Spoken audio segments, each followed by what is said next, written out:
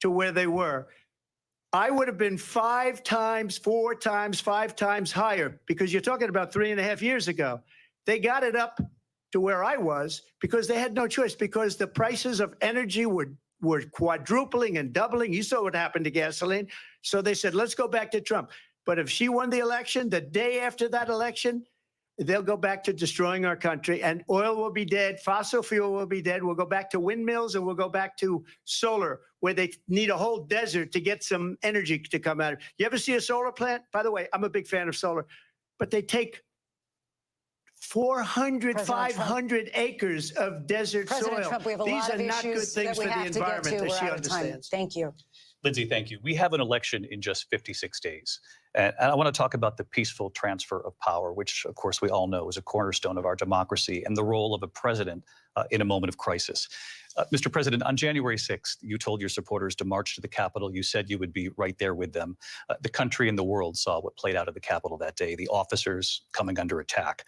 Aides in the West Wing say you watched it unfold on television off the Oval Office.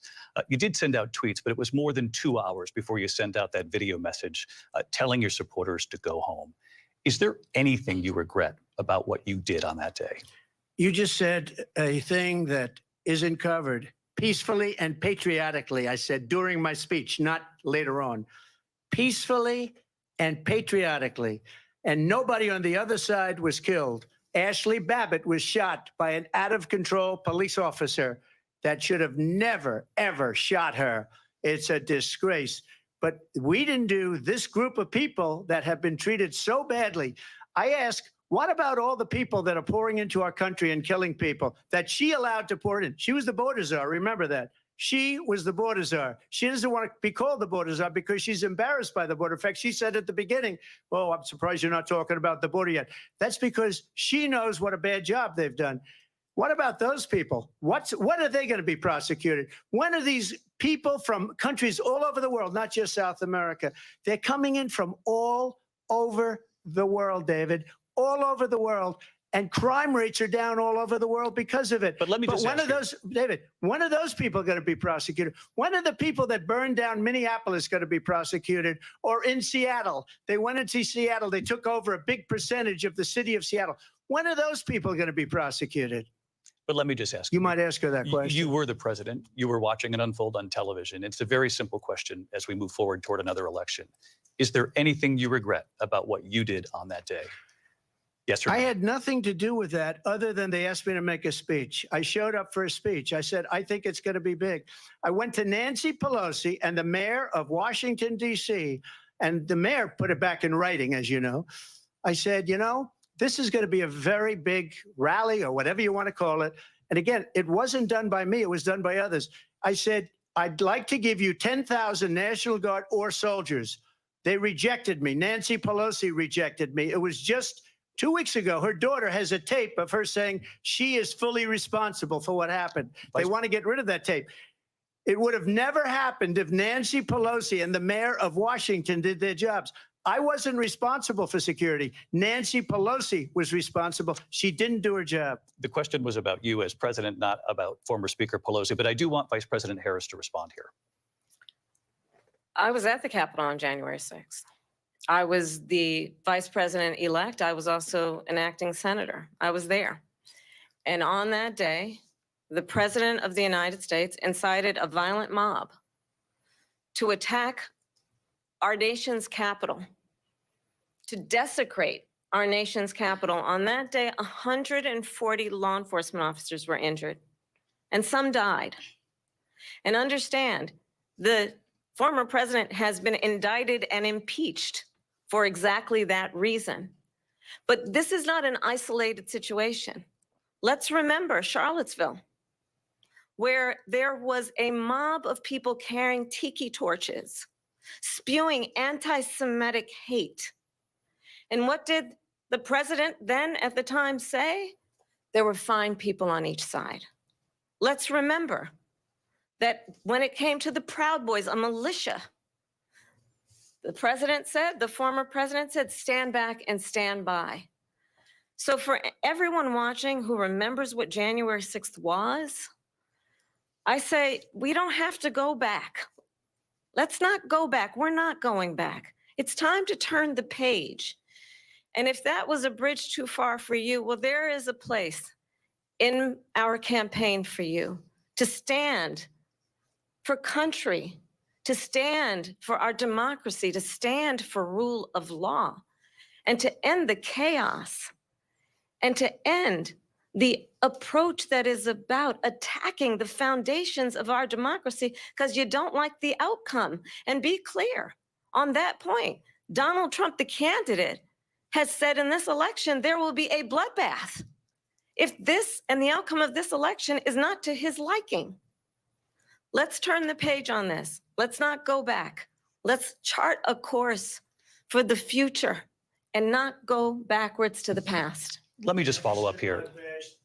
It was a different term, and it was a term that related to energy because they have destroyed our energy business. That was where bloodbath was. Also, on Charlottesville, that story has been, as you would say, debunked. Laura Ingraham, Sean Hannity, Jesse, all of these people, they covered it. If they go an extra sentence, they will see it was perfect. It was debunked in almost every newspaper, but they still bring it up, just like they bring 2025 up. They bring all of this stuff up. I ask you this, you talk about the Capitol. Why are we allowing these millions of people to come through on the southern border? How come she's not doing anything? And I'll tell you what I would do, and I would be very proud to do it. I would say we would both leave this debate right now. I'd like to see her go down to Washington, D.C. during this debate because we're wasting a lot of time. Go down to, because she's been so bad, it's so ridiculous. Go down to Washington, D.C. and let her sign a bill to close up the border because they have the right to do it. They don't need bills. They have the right to do it. The president of the United States, you'll get him out of bed. You'll wake him up at 4 o'clock in the afternoon. Right. You'll say, come on down to the office. Let's sign a bill. If he signs a bill that the border is closed, all he has to do is say it to the Border Patrol, who are phenomenal.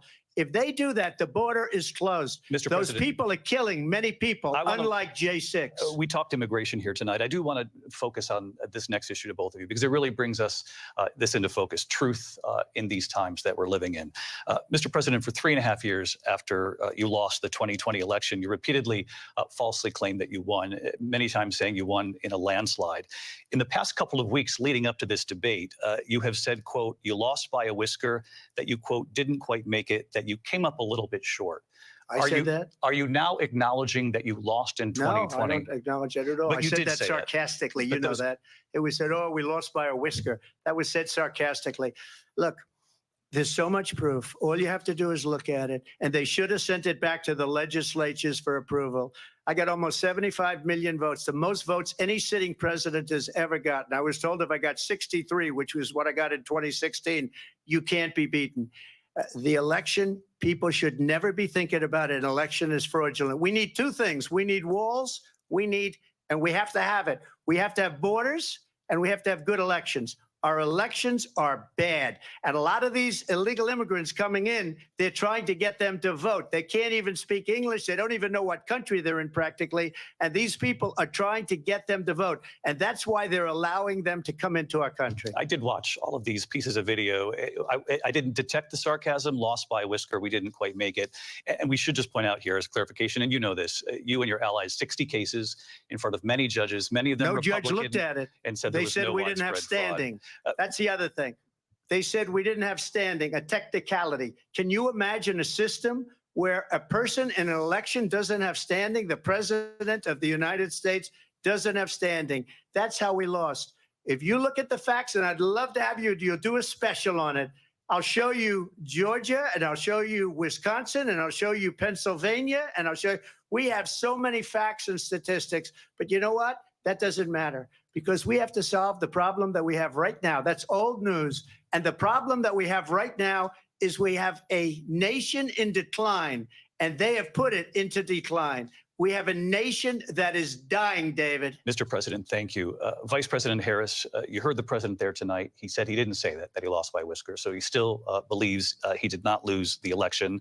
That was won by President Biden and yourself. But I do want to ask you about something that's come up in the last couple of days. This was a post from President Trump about this upcoming election just weeks away. He said, when I win, those people who cheated, and then he lists donors, voters, election officials, he says will be prosecuted to the fullest extent of the law, which will include long-term prison sentences. One of your campaign's top lawyers responded saying, we won't let Donald Trump intimidate us. We won't let him suppress the vote. Is that what you believe he's trying to do here? Donald Trump was fired by 81 million people. So let's be clear about that. And clearly he is having a very difficult time processing that. But we cannot afford to have a president of the United States who attempts, as he did in the past, to upend the will of the voters in a free and fair election. And I'm going to tell you that I have traveled the world as vice president of the United States, and world leaders are laughing at Donald Trump. I have talked with military leaders, some of whom worked with you, and they say you're a disgrace. And when you then talk in this way in a presidential debate and deny what over and over again are court cases you have lost because you did in fact lose that election, it leads one to believe that perhaps we do not have in the candidate to my right the temperament or the ability to not be confused about fact. That's deeply troubling, and the American people deserve better. I'll give you 1 minute to respond, Mr. President. Let me just say about world leaders. Viktor Orban, one of the most respected men, they call him a strong man. He's a tough person, smart, Prime Minister of Hungary. They said, why is the whole world blowing up? 3 years ago, it wasn't. Why is it blowing up? He said, because you need Trump back as president. They were afraid of him. China was afraid, and I don't like to use the word afraid, but I'm just quoting him. China was afraid of him. North Korea was afraid of him. Look at what's going on with North Korea, by the way. He said Russia was afraid of him. I ended the Nord Stream 2 pipeline, and Biden put it back on day one, but he ended the XL pipeline. The XL pipeline in our country, he ended that. But he let the Russians build a pipeline going all over Europe and heading into Germany, the biggest pipeline in the world. Look, Viktor Orban said it. He said the most respected, most feared person is Donald Trump. We had no problems when Trump was president, but when this weak, pathetic man that you saw at a debate just a few months ago, that if he weren't in that debate, he'd be running instead of her. She got no votes. He got 14 million votes. What you did, you talk about a threat to democracy. He got 14 million votes, and they threw him out of office.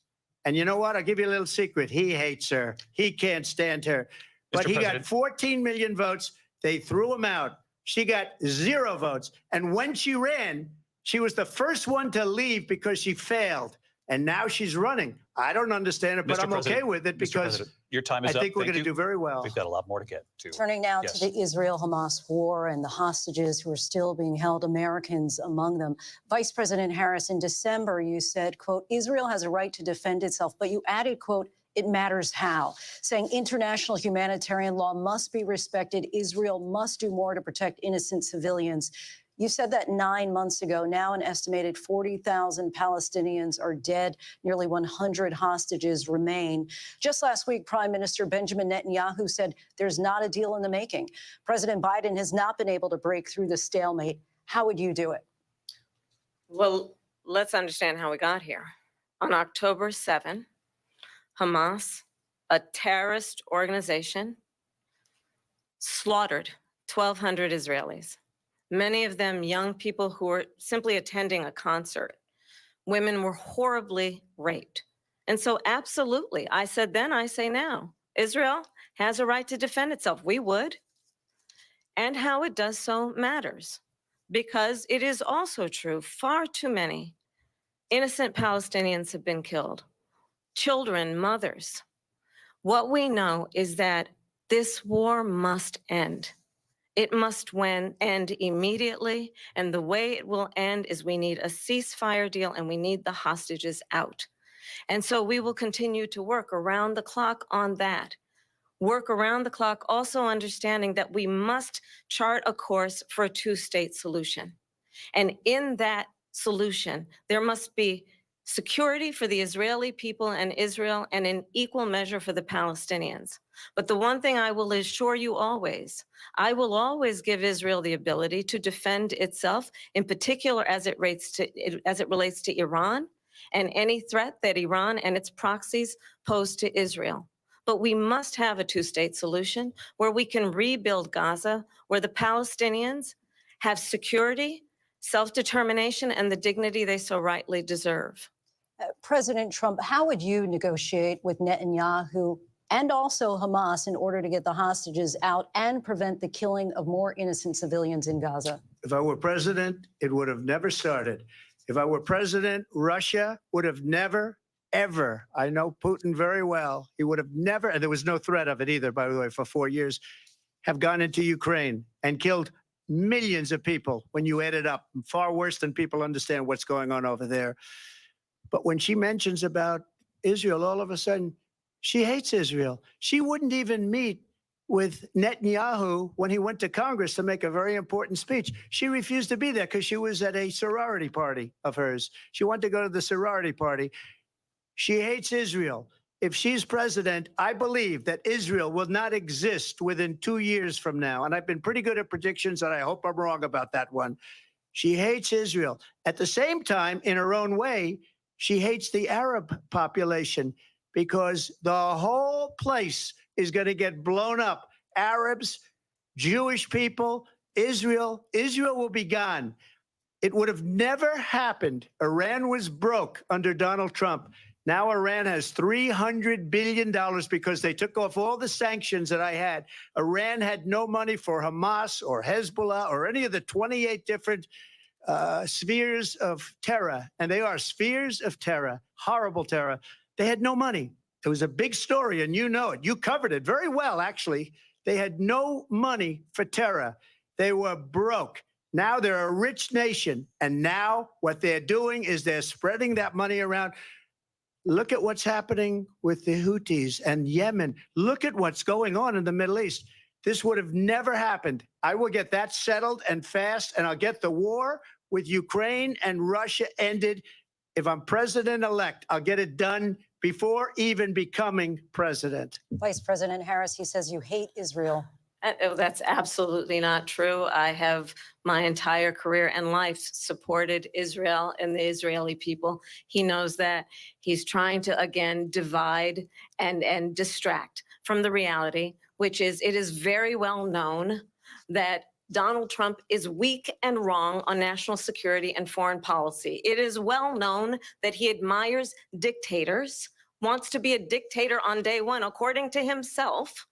It is well known that he said of Putin that he can do whatever the hell he wants and go into Ukraine. It is well known that he said when Russia went into Ukraine, it was brilliant. It is well known he exchanged love letters with Kim Jong-un. And it is absolutely well known that these dictators and autocrats are rooting for you to be president again because they're so clear. They can manipulate you with flattery and favors. And that is why so many military leaders who you have worked with have told me you are a disgrace.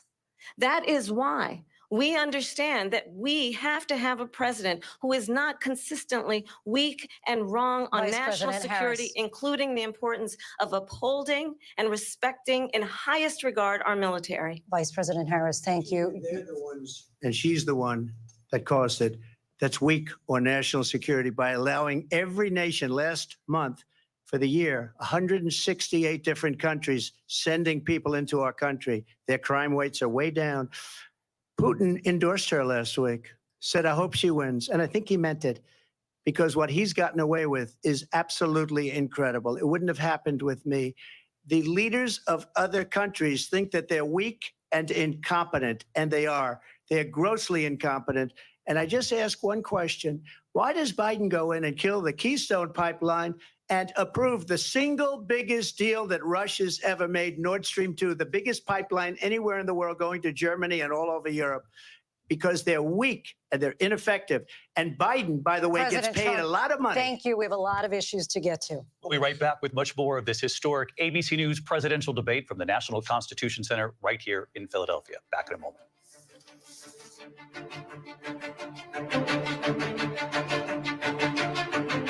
The ABC News presidential debate will continue after this.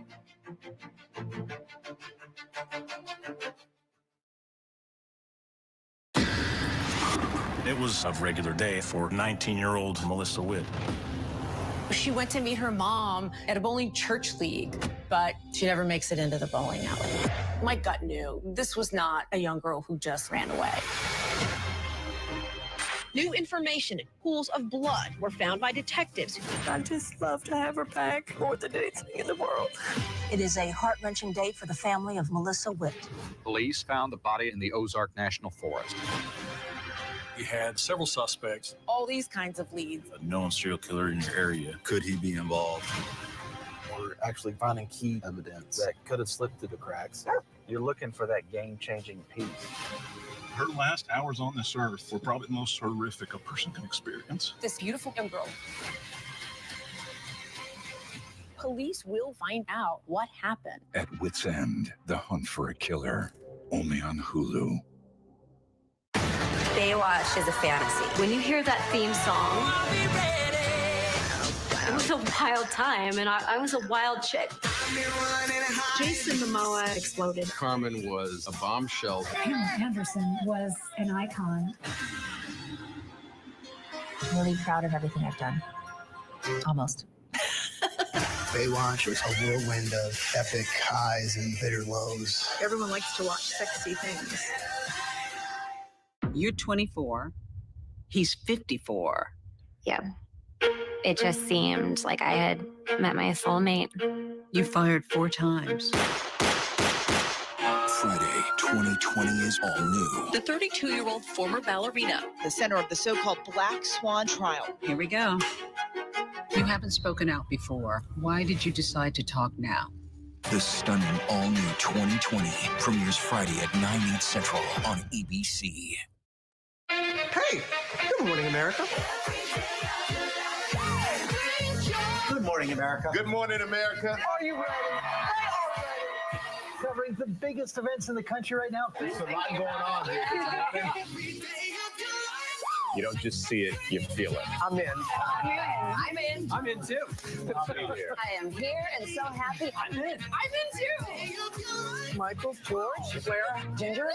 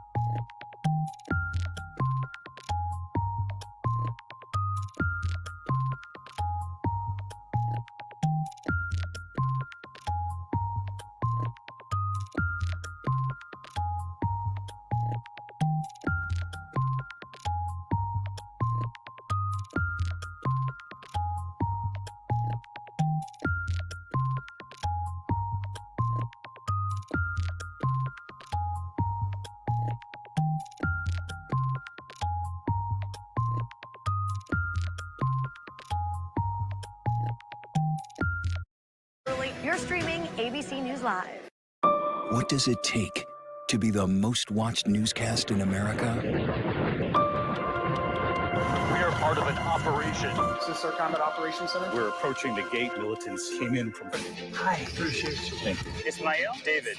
ABC's World News Tonight with David Muir is America's most watched newscast. You're watching America's #1 streaming news. Keep streaming with ABC News Live. Live from the National Constitution Center in Philadelphia, Pennsylvania. Here again, David Muir and Lindsay Davis. Welcome back to this historic ABC News presidential debate tonight. We're going to continue here, and I want to turn to the war in Ukraine. We're now 2.5 years into this conflict. Mr. President, it has been the position of the Biden administration that we must defend Ukraine from Russia, from Vladimir Putin, to defend their sovereignty, their democracy, that it's in America's best interest to do so, arguing that if Putin wins, he may be emboldened to move even further into other countries. You have said you would solve this war in 24 hours. You said so just before the break tonight. How exactly would you do that? And I want to ask you a very simple question tonight. Do you want Ukraine to win this war? I want the war to stop. I want to save lives that are being uselessly, people being killed by the millions. It's the millions. It's so much worse than the numbers that you're getting, which are fake numbers. Look, we're in for 250 billion or more because they don't ask Europe, which is a much bigger beneficiary to getting this thing done than we are. They're in for $150 billion less because Biden and you don't have the courage to ask Europe like I did with NATO. They paid billions and billions, hundreds of billions of dollars when I said, either you pay up or we're not going to protect you anymore. So that's maybe one of the reasons they don't like me as much as they like weak people. But you take a look at what's happening. We're in for 250 to 275 billion. They're into 100 to 150. They should be forced to equalize. With that being said, I want to get the war settled. I know Zelensky very well, and I know Putin very well. I have a good relationship, and they respect your president, okay? They respect me. They don't respect Biden. How would you respect him? Why? For what reason? He hasn't even made a phone call in 2 years to Putin, hasn't spoken to anybody. They don't even try and get it. That is a war that's dying to be settled. I will get it settled before I even become president. If I win, when I'm president-elect, and what I'll do is I'll speak to one, I'll speak to the other, I'll get them together. That war would have never happened. And in fact, when I saw Putin after I left, unfortunately left because our country has gone to hell. But after I left, when I saw him building up soldiers, he did it after I left. I said, oh, he must be negotiating. It must be a good, strong point of negotiation. Well, it wasn't, because Biden had no idea how to talk to him. He had no idea how to stop it. And now you have millions of people dead, and it's only getting worse, and it could lead to World War III. Don't kid yourself, David. We're playing with World War III, and we have a president that we don't even know if where is our president? We don't even know if he's a president. And just to clarify they here. threw him out of a campaign like a dog. We don't even know. Is he our president? But we have a president, Mr. President, that doesn't know he's alive. Your time is up. Just to clarify in the question, do you believe it's in the U.S. best interest for Ukraine to win this war, yes or no? I think it's the U.S. best interest to get this war finished and just get it done. All right. Negotiate a deal, because we have to stop all of these human lives from being destroyed. I want to take this to Vice President Harris. I want to get your thoughts on support for Ukraine in this moment, but also as Commander-in-Chief, if elected, how would you deal with Vladimir Putin, and would it be any different from what we're seeing from President Biden? Well, first of all, it's important to remind the former president, you're not running against Joe Biden, you're running against me. I believe the reason that Donald Trump says that this war would be over within 24 hours is because he would just give it up. And that's not who we are as Americans. Let's understand what happened here. I actually met with Zelensky a few days before Russia invaded, tried through force to change territorial boundaries, to defy one of the most important international rules and norms, which is the importance of sovereignty and territorial integrity.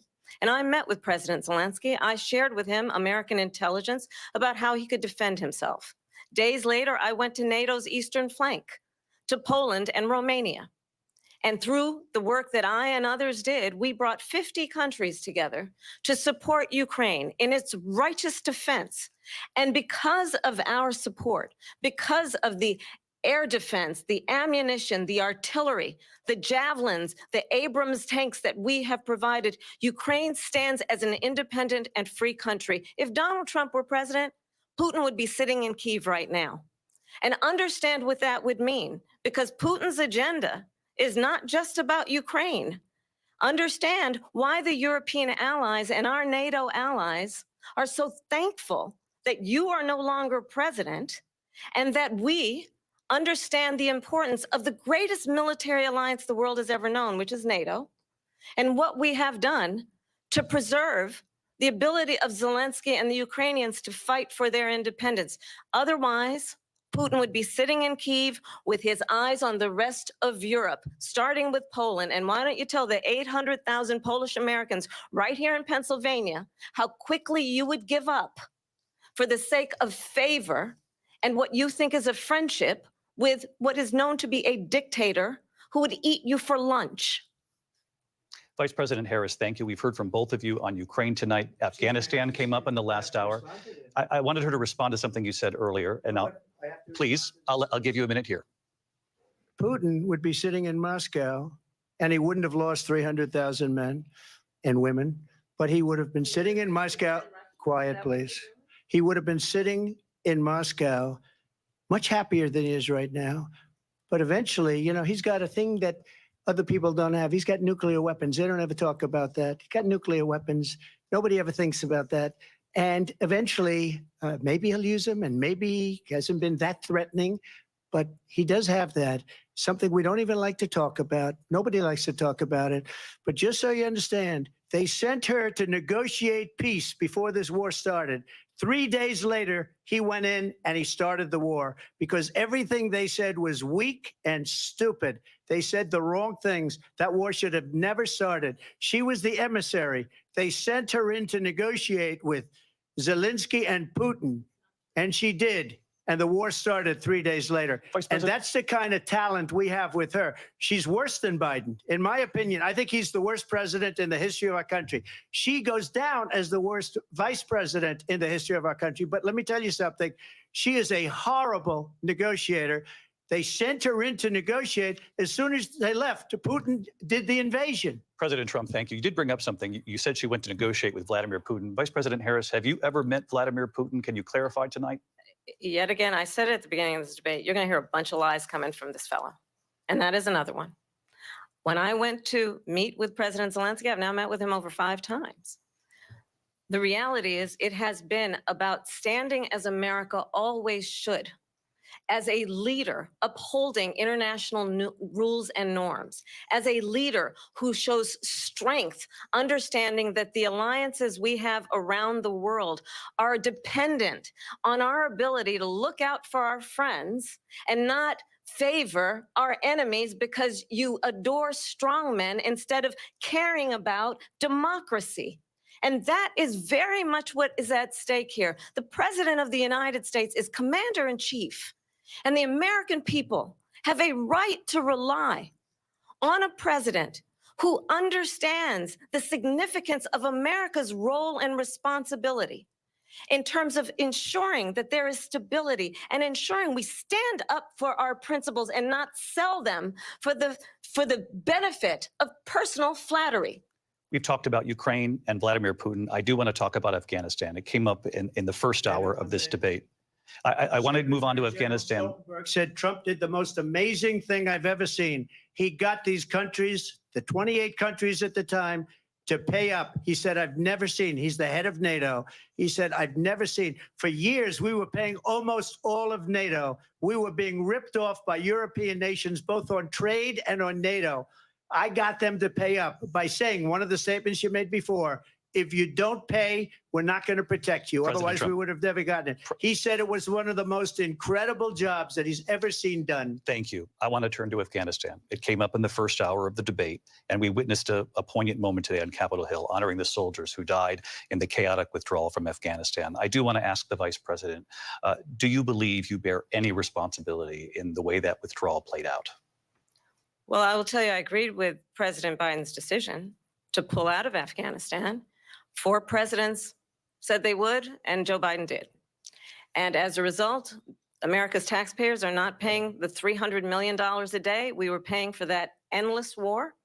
And as of today, there is not one member of the United States military who is in active duty in a combat zone in any war zone around the world, the first time this century. But let's understand how we got to where we are. Donald Trump, when he was president, negotiated one of the weakest deals you can imagine. He calls himself a deal maker. Even his national security advisor said it was a weak, terrible deal. And here's how it went down. He bypassed the Afghan government. He negotiated directly with a terrorist organization called the Taliban. The negotiation involved the Taliban getting 5,000 Taliban terrorists released. And get this, and the president at the time invited the Taliban to Camp David, a place of storied significance for us as Americans, a place where we honor the importance of American diplomacy, where we invite and receive respected world leaders. And this former president, as president, invited them to Camp David because he does not, again, appreciate the role and responsibility of the President of the United States to be commander-in-chief with a level of respect. And this gets back to the point of how he has consistently disparaged and demeaned members of our military, fallen soldiers, and the work that we must do to uphold the strength and the respect of the United States of America around the world. Vice President Harris, thank you. President Trump, your response to her saying that you began the negotiations with the Taliban. So if you take a look at that period of time, the Taliban was killing our soldiers, a lot of them, with snipers. And I got involved with the Taliban because the Taliban was doing the killing. That's the fighting force within Afghanistan. They don't bother doing that because, they deal with the wrong people all the time. But I got involved. And Abdul is the head of the Taliban. He is still the head of the Taliban. And I told Abdul, don't do it anymore. You do it anymore, you're going to have problems. And he said, why do you send me a picture of my house? I said, you're going to have to figure that out, Abdul. And for 18 months, we had nobody killed. We did have an agreement negotiated by Mike Pompeo. It was a very good agreement.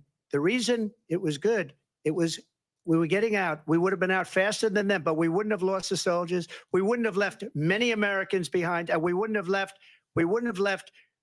$85 billion worth of brand new, beautiful military equipment behind.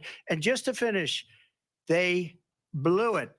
The agreement said you have to do this, and they didn't do it. They didn't do it. The agreement was terminated by us because they didn't do what they were supposed to do. I want to move on. And these people did the worst withdrawal, and in my opinion, the most embarrassing moment in the history of our country. And by the way, that's why Russia attacked Ukraine, because they saw how incompetent she and her boss are. President Trump, thank you. I want to move on now to race and politics in this country. Mr. President, you recently said of Vice President Harris, quote, I didn't know she was black until a number of years ago when she happened to turn black, and now she wants to be known as black. I want to ask a bigger picture question here tonight. Why do you believe it's appropriate to weigh in on the racial identity of your opponent? I don't, and I don't care. I don't care what she is. I don't care. You make a big deal out of something. I couldn't care less. Whatever she wants to be is okay with me. But those were your words, so I'm asking. I don't know. I mean, all I can say is I read where she was not black, that she put out, and I'll say that. And then I read that she was black, and that's okay. Either one was okay with me. That's up to her. That's up to her. Vice President Harris, your thoughts on this? I think honestly, I think it's a tragedy that we have someone who wants to be president who has consistently, over the course of his career, attempted to use race to divide the American people. I do believe that the vast majority of us know that we have so much more in common than what separates us, and we don't want this kind of approach that is just constantly trying to divide us, and especially by race. And let's remember how Donald Trump started. He was land, he owned buildings, and he was investigated because he refused to rent property to black families. Let's remember, this is the same individual who took out a full-page ad in the New York Times calling for the execution of 5 young Black and Latino boys who were innocent, the Central Park 5. Took out a full-page ad calling for their execution. This is the same individual who spread birther lies about the first Black president of the United States. And I think the American people want better than that, want better than this, want someone who understands, as I do, I travel our country. We see in each other a friend. We see in each other a neighbor. We don't want a leader who is constantly trying to have Americans point their fingers at each other. I meet with people all the time who tell me, can we please just have discourse about how we're going to invest in the aspirations and the ambitions and the dreams of the American people? Knowing that regardless of people's color or the language their grandmother speaks, we all have the same dreams and aspirations and want a president who invests in those, not in hate and division. Vice President Harris, thank you. Lindsay? President Trump, this is now your third time. This is the most divisive presidency in the history of our country. There's never been anything like it. They're destroying our country, and they come up with things like what she just said, going back many, many years, when a lot of people, including Mayor Bloomberg, agreed with me on the Central Park Five. They admitted, they said, they pled guilty. And I said, well, if they pled guilty, they badly hurt a person, killed a person ultimately. And if they pled guilty, then they pled, we're not guilty. But this is a person that has to stretch back years, 40, 50 years ago, because there's nothing now. I built one of the greatest economies in the history of the world, and I'm going to build it again. It's going to be bigger, better, and stronger. But they're destroying our economy. They have no idea what a good economy is. Their oil policies, every single policy. And remember this, she is Biden. You know, she's trying to get away from Biden. I don't know the gentleman, she says. She is Biden. The worst inflation we've ever had, a horrible economy because inflation has made it so bad, and she can't get away with that. Thank you. Your time is up, I Lindsay. want to respond to that, though. I want to just respond briefly. Clearly, I am not Joe Biden, and I am certainly not Donald Trump. And what I do offer is a new generation of leadership for our country, one who believes in what is possible, one who brings a sense of optimism about what we can do instead of always disparaging the American people. I believe in what we can do to strengthen our small businesses, which is why I have a plan. Let's talk about our plans and let's compare the plans. I have a plan to give startup businesses $50,000 tax deduction, to pursue their ambitions, their innovation, their ideas, their hard work. I have a plan, $6,000 for young families for the first year of your child's life to help you in that most critical stage of your child's development. I have a plan that is about allowing people to be able to pursue what has been fleeting in terms of the American dream by offering a help with down payment of $25,000 down payment assistance for first-time home buyers. That's the kind of conversation, I believe, David, that people really want tonight, as opposed to a conversation that is constantly about belittling and name-calling. Let's turn the page Vice President and move Harris, forward. thank you. Let's turn to policy. President Let's turn Trump, back we to have policy. to move on. President Trump. Let's turn to policy, She has please. a plan to defund the police. She has a plan to confiscate everybody's gun. President Trump, She we has do a have to plan move to on to not other allow issues. fracking in Pennsylvania or anywhere else. Okay. That's you, what Mr. her plan is until just recently. I just need Lindsay, to go ahead. respond President because Trump, the President former Trump. president has No, said I'm something sorry. twice that I need to No, respond to. I'm sorry. We're I just need gonna to move on, respond Vice one President time Harris. to what he has President said Trump, this multiple is times. now your Yes. third time running for president. You have long vowed to repeal and replace the Affordable Care Act, also known as Obamacare. You have failed to accomplish that. You now say you're going to keep Obamacare, quote, unless we can do something much better. Last month, you said, quote, we're working on it. So tonight, 9 years after you first started running, do you have a plan? And can you tell us what it is? Obamacare was lousy health care, always was. It's not very good today.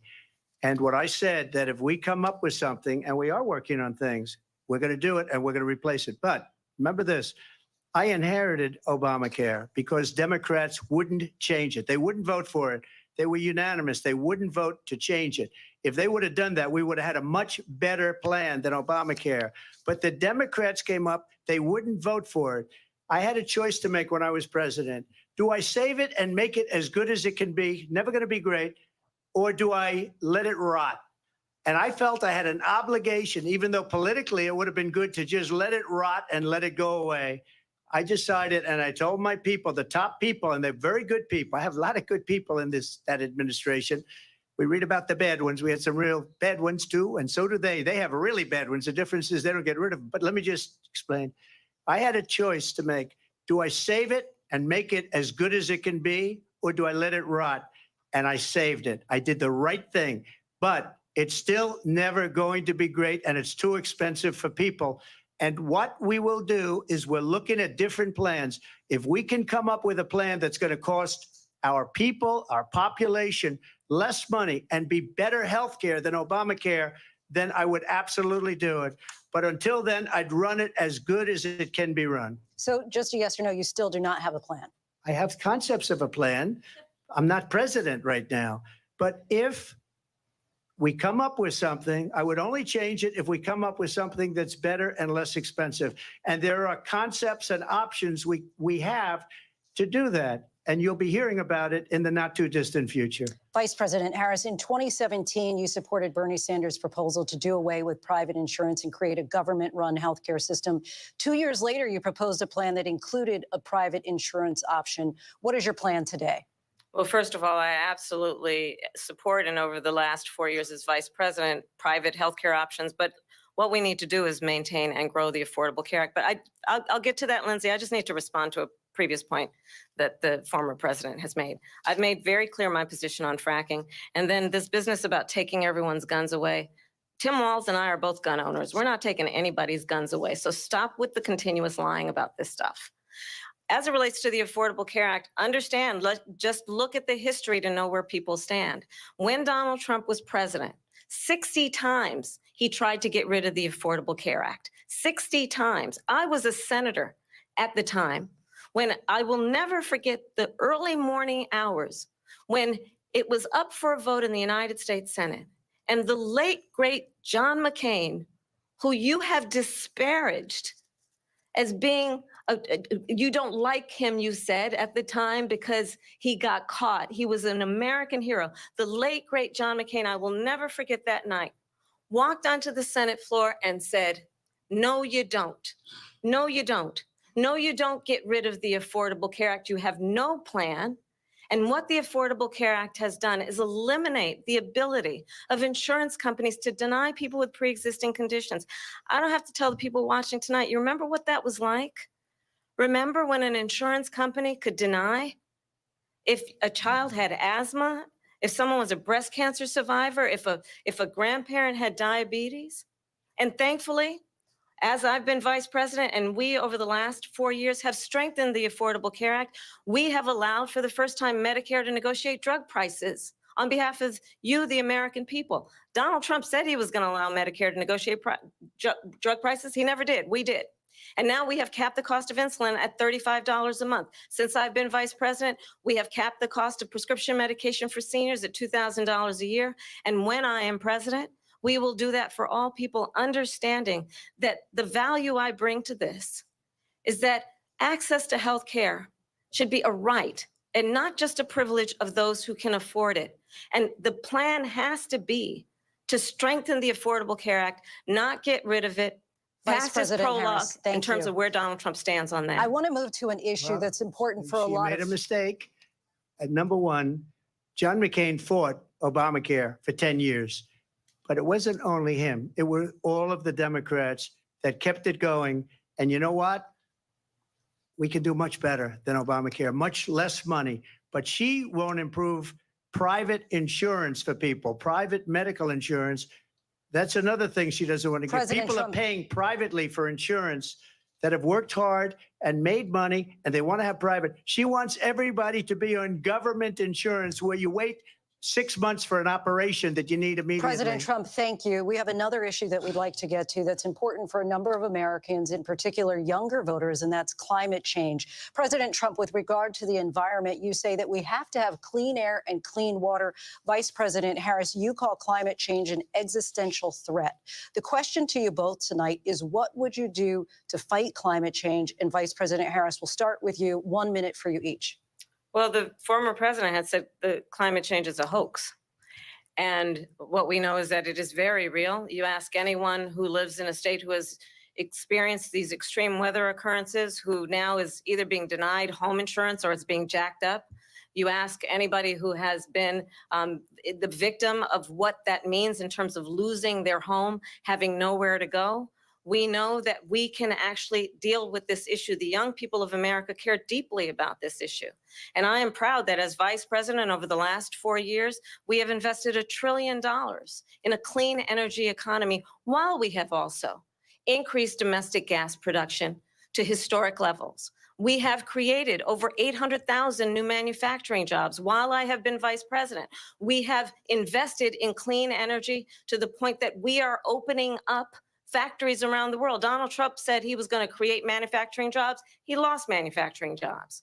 And I'm also proud to have the endorsement of the United Auto Workers and Sean Fain, who also know that part of building a clean energy economy includes investing in American-made products, American automobiles. It includes growing what we can do around American manufacturing and opening up auto plants, not closing them like happened under Donald Trump. Vice President Harris, thank you. That didn't happen under Donald Trump. Let me just tell you, they lost 10,000 manufacturing jobs this last month. It's going, they're all leaving. They're building big auto plants in Mexico, in many cases owned by China. They're building these massive plants, and they think they're going to sell their cars into the United States because of these people. What they have given to China is unbelievable, but we're not going to let that. We'll put tariffs on those cars so they can't come into our country, because they will kill the United Auto Workers and any auto worker, whether it's in Detroit or South Carolina or any other place. What they've done to business and manufacturing in this country is horrible. We have nothing because they refuse. You know, Biden doesn't go after people because supposedly China paid him millions of dollars. He's afraid to do it. Between him and his son, they get all this money from Ukraine. They get all this money from all of these different countries. And then you wonder, why is he so loyal to this one, that one, Ukraine, China? Why is he? Why did he get $3.5 million from the mayor of Moscow's wife? Why did she pay him $3.5 million? This is a crooked administration, and they're selling our country down the tubes. President Trump, thank you. Thank you. We'll be right back with closing statements from both of our candidates. An historic night, this ABC News presidential debate from Philadelphia. Back in a moment.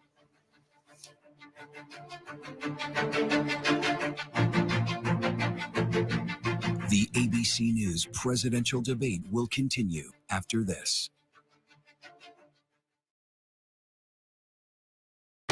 Baywatch is a fantasy. Baywatch was sexy.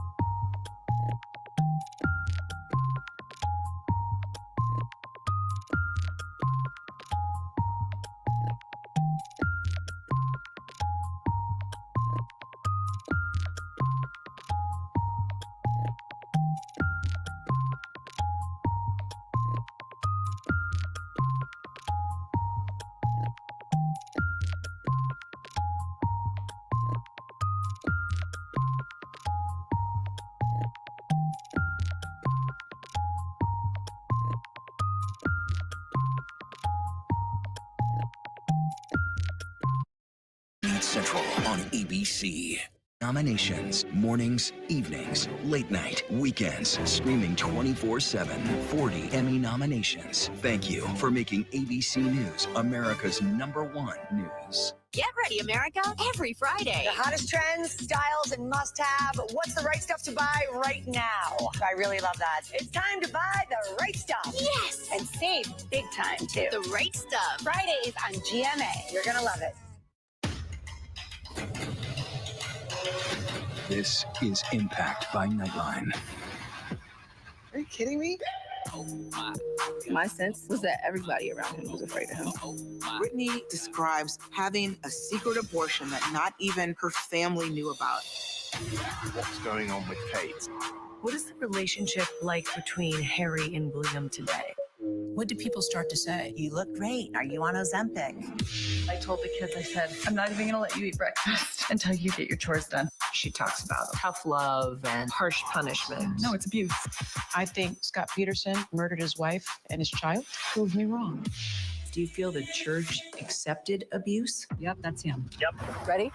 Does your church protect sexual predators? How do you top the most watched season yet? Fabulous. It's a bit erotic, a bit exotic. You have no idea. Impact by Nightline. The all-new season premieres this September, only on Hulu. If you were coming of age in the 1980s, the Brat Pack was near the center of your cultural awareness. But for those of us experiencing it from the inside, the Brat Pack was something very different. If you could have the Brat Pack name not exist, would you? I hated the Brat Pack. What a disaster. Why did we take it as an offense? Andrew? I'm not going to say we were the Beatles or anything. Well, we didn't fill Shea Stadium. 1985? I think we could have. Let's go. We are heading into the unknown. Oh my gosh. We just saw what no one has seen before. Well, get ahead! Tug on! Hammer, hammer, hammer. It doesn't get any more cutting edge than this.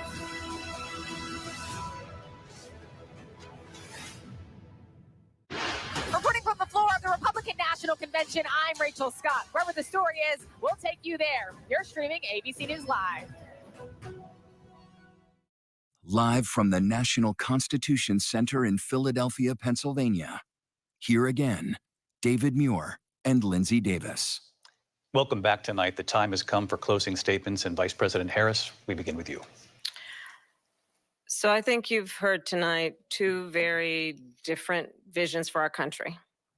One that is focused on the future, and the other that is focused on the past, and an attempt to take us backward. But we're not going back. And I do believe that the American people know we all have so much more in common than what separates us, and we can chart a new way forward. And a vision of that includes having a plan, understanding the aspirations, the dreams, the hopes, the ambition of the American people, which is why I intend to create an opportunity economy, investing in small businesses, in new families, in what we can do around protecting seniors, what we can do that is about giving hardworking folks a break and bringing down the cost of living. I believe in what we can do together that is about sustaining America's standing in the world and ensuring that we have the respect that we so rightly deserve, including respecting our military and ensuring we have the most lethal fighting force in the world. I will be a president that will protect our fundamental rights and freedoms, including the right of a woman to make decisions about her own body and not have her government tell her what to do. I'll tell you, I started my career as a prosecutor. I was a DA, I was an attorney general, a United States senator, and now vice president. I've only had one client, the people. And I'll tell you, as a prosecutor, I never asked a victim or a witness, are you a Republican or a Democrat? The only thing I ever asked them, are you okay?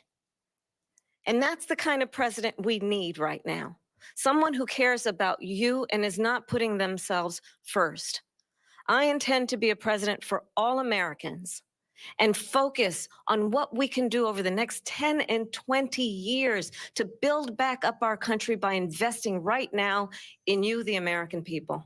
Vice President Harris, thank you. President Trump? So she just started by saying she's going to do this, she's going to do that, she's going to do all these wonderful things. Why hasn't she done it? She's been there for 3.5 years. They've had 3.5 years to fix the border. They've had 3.5 years to create jobs and all the things we talked about. Why hasn't she done it? She should leave right now, go down to that beautiful White House, go to the Capitol, get everyone together and do the things you want to do, but you haven't done it and you won't do it because you believe in things that the American people don't believe in. You believe in things like we're not going to frack. We're not going to take fossil fuel. We're not going to do things that are going to make this country strong, whether you like it or not.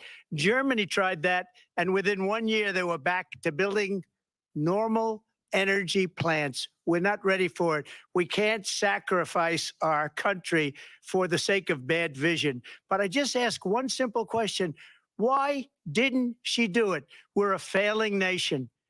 We're a nation that's in serious decline. We're being laughed at all over the world. All over the world, they're laughed. I know the leaders very well. They're coming to see me. They call me.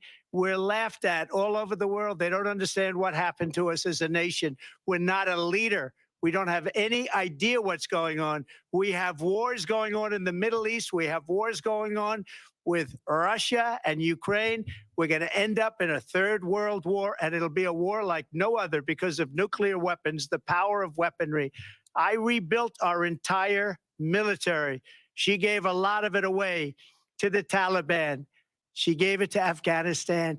What these people have done to our country, and maybe toughest of all, is allowing millions of people to come into our country. Many of them are criminals, and they're destroying our country. The worst president, the worst vice president in the history of our country. President Trump, thank you. And that is our ABC News presidential debate from here in Philadelphia at the National Constitution Center. I'm Lindsay Davis. And I'm David Muir. Thank you for watching here in the U.S. and all over the world, and from all of us here at ABC News. Good night. All right, peace, family. Hope you all enjoyed our watch party. The link is in the description. The link is in the chat. Tap in, be part of the conversation, share with us. Who do you believe won the debate and why?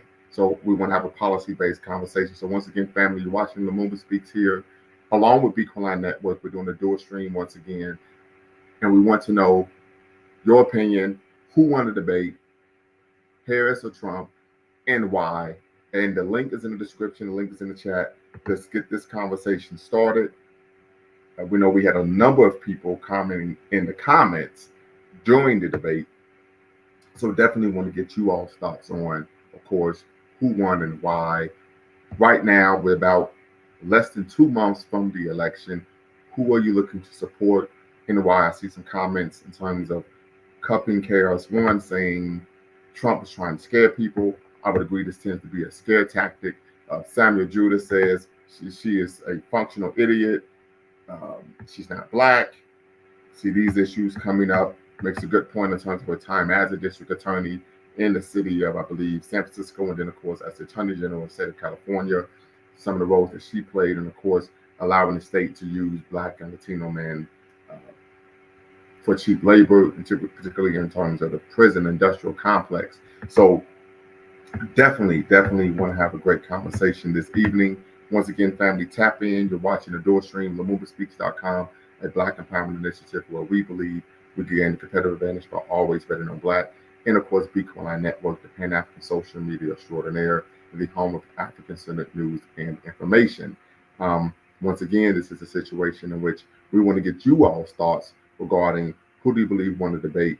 Did the debate performance sway you in any way in terms of who you were looking to vote for? I think I saw someone in the comments saying that this person was independent, but based on the debate performance, they were going to vote for Kamala Harris, which of course is interesting.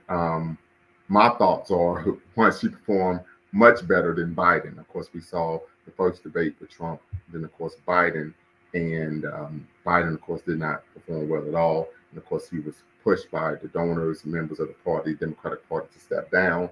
I think she did very well in the debate. I was curious in terms of how she would do. I'm surprised Trump didn't actually hit her on some real points in terms of some of her policies when she was in position of power. Of course, he talked about Kamala Harris when she was vice president. Most people may be unaware that the vice president really doesn't have any power to actually make decisions, right? They have to follow the lead of the president. The vice president typically is the head of the Senate, or president of the Senate. And of course, they are at the behest of the president. So the president may say, hey, I want you to go here and do X, Y, Z. You have to follow the president's orders. You can't engage in actions or behavior that contradict the president. So that would be insubordination. So that was something to consider. I know a lot of people have made an argument when she's been in the White House, but she hasn't been in the White House, right? She may be working there. Of course, the vice president has their own residence in Washington, D.C. So those are just some issues in terms of actually knowing how government works. But I definitely want you all to tap in, family, and share with us your thoughts on, of course, who won the debate and who you're looking to vote for. We're about 7 weeks out from the election. I would argue, and I would agree with Brother KRS, that he talked about. We see this thing, of course, with Republicans, this push of fear-mongering, so on and so forth. It's almost an apocalyptic vision for the country to try to scare people into voting, scare or mobilize people into voting through fear. I think that is an issue. Trump made a number of claims that were, of course, false about brothers and sisters from Haiti and Springfield, Ohio. Those of you who know me, I'm from Dayton, Ohio. Shout out to the 937 to Gem City. And, of course, Springfield is a stone's throw away from, of course, Dayton. There's been an influx of Haitian immigrants. This is true.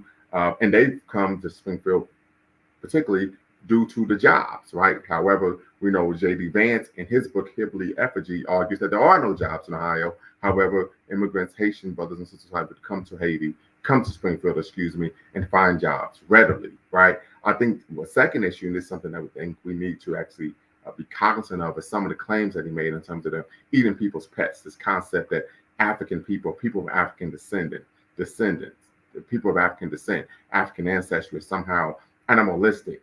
And so they're eating people's pets, dogs and cats, so on and so forth. Of course, we know that the Springfield government, the city of Springfield government, said that there's no evidence of that being true. So once again, this is, we can argue once this is an example of anti-Blackness, but also this push to try to scare people, use fear-mongering to bring people to the polls. So these are some things, some issues that I think we definitely want to be aware of and cognizant of in terms of this upcoming election. And of course, we want to make sure we're looking at domestic and of course international policy. One of the things I found interesting with Trump was he said that Harris hated Israel, but then she said she hated Arabs as well. So it's almost, I mean, just rather curious if she hates both, then what is the actual goal, right? What is the end goal? How does Trump lie so effortlessly and sound so convincing, right? Something to consider. I would argue is practice. Who won? Fitzgerald Gray said who won. So tap in, be part of the conversation, family. If you're watching, make sure you hit the thumbs up. Hit the subscribe button as well. Make sure you hit the notification bell for future uploads and videos. We're having a conversation regarding Harris, Trump, and of course, we're looking at who won the debate and who are you picking, of course, for this coming election day on the first Tuesday of November. So tap in, family. Definitely want to hear what you all have to say. And we want to have a policy-based conversation, not one that's based on, of course, identity or how you feel about a person. Oftentimes we argue that American politics is rather elementary in nature in terms of it's almost like a popularity contest, right? A popularity contest rather than voting based on policy, right? We know one of the major issues, particularly in African-American politics, is the issue of symbolism over substance. We typically vote for people who we identify with based on their phenotypical appearance, rather than the policies that would be actually beneficial to our community. Keisha Brown argues he never answers a question. I would agree with that there as well. He tends to pivot, engage in subterfuge, he deflects, engage in hyperbole, so on and so forth. But I do think that there were times where Kamala Harris didn't answer questions as well. So I think that is something that, of course, we can discuss. Phoebe Harris has many skeletons, but I'm not sure she hates melanated people like the others. Right. And once again, I think it's a policy issue.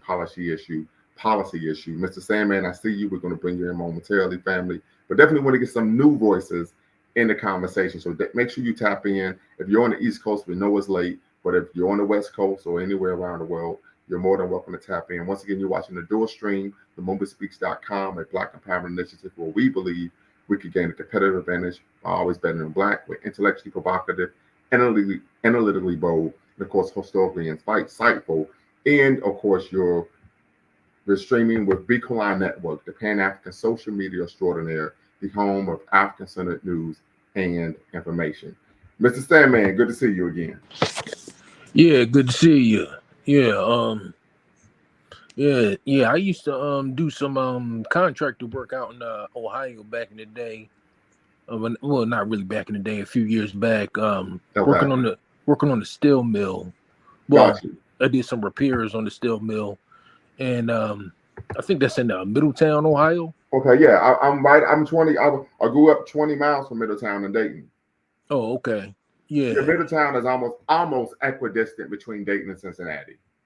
Right. Yeah, I recall Cincinnati was pretty close by. At least the guys that I went down there to do this mission with was telling me that Cincinnati wasn't too far away. We can stop by there and chill out if you like. But yeah, that place. I think the last time I was out there, this was like probably like 2016, 17 time frame. Do some work out there. Yeah, that town that I went to, man, it looked like a ghost town. Yeah, Middletown, yes, it is a shell of itself. Absolutely. Yeah, and apparently when we go out there to do some missions, I would hear stories about how this steel mill used to be the center of the economy in that little town in Ohio. Yes. And I don't know if they were shutting down or they were losing business or what have you, but because that company, that steel mill that was laying off so many people, the neighborhood went down. That's why, I seen like it looked like the town was going down, like they was losing a lot of money. Correct. Right. Yeah, and they was having some issues with looks like opioids. Yeah. Yes. And so that is something, of course, they didn't bring that up, but this issue of people abusing drugs, that when white people became the face of drug abuse, it became a medical issue. It was a medical crisis. People have a brain disease, right? Addiction is a disease. However, when black people were the face of course, drug abuse, then it was what? Their criminals locked their ass up. This is something I can recall discussing in my public administration program when I was working on my master's in public administration. We discussed this in class. As future public administrators, how do you formulate policy to address issues? And I said, well, if they were criminals in 1990, when Nancy Reagan said, just say no, then shit, they're criminals now. Right? I was like, I don't want to hear it. You know what I mean? So, I was rather, I was pretty straightforward and honest. I said, if they were criminals then they're criminals now. Just because the pigment of their skin has changed. The same. You do the crime, you got to do the time. Yeah, it looks like whoever is in power get to tell their own story about what's going on.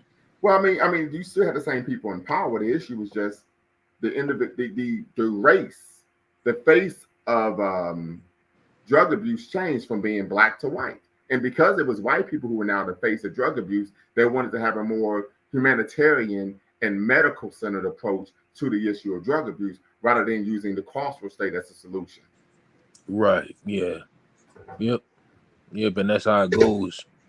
I was actually recently got put aware of this thing called epigenetics, and they're doing some revolutionary technology or studies in the study of epigenetics. Have you ever heard of that? I'm familiar with epigenetics. Yeah, epigenetic.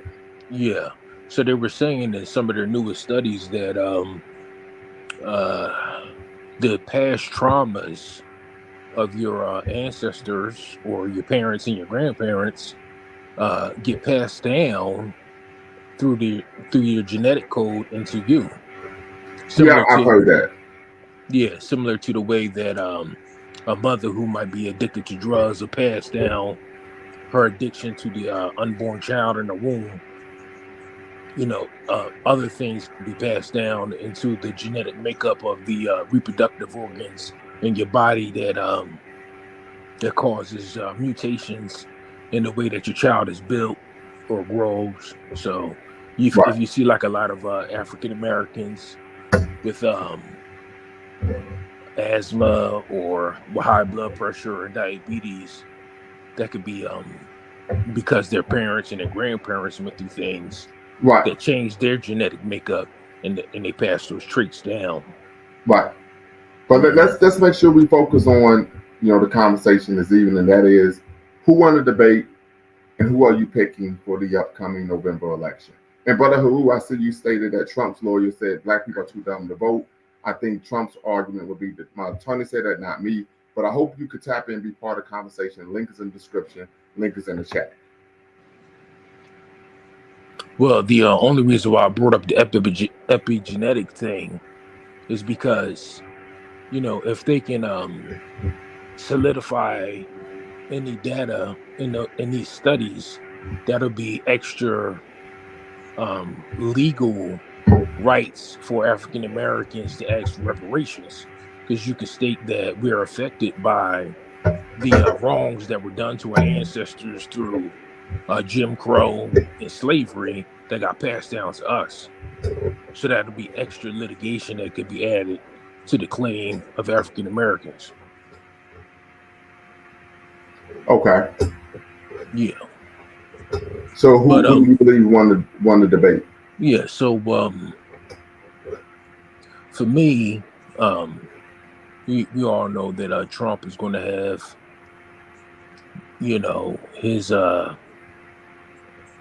his hardcore fans, and they're not going to change no matter what happened in the debate. And we all know that the left wing, or the radical left, is going to have, the Democrats that they're going to support, and they're not going to change. And it's going to be the middle people that's going to decide this vote. And I think a lot of the people in the middle or undecided were a little bit exhausted with the Trump administration last time, with all of the craziness that was going on, with all the rioting, and that's the only reason why they picked Biden. So I think with the people who are undecided in the middle, they just wanted to see someone who was what they just wanted to see out of Kamala is someone who sound like they could handle the job and not be like too radical or too much of a loose cannon.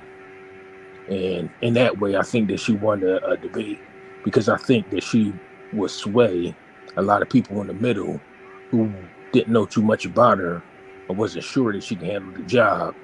And they seen Trump also, continue to be a little uncouth and a little wild with the things that he's saying. So in that way, I think, she won this particular debate.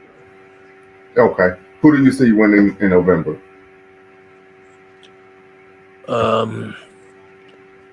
Well, probably Kamala Harris. Okay, why? Because,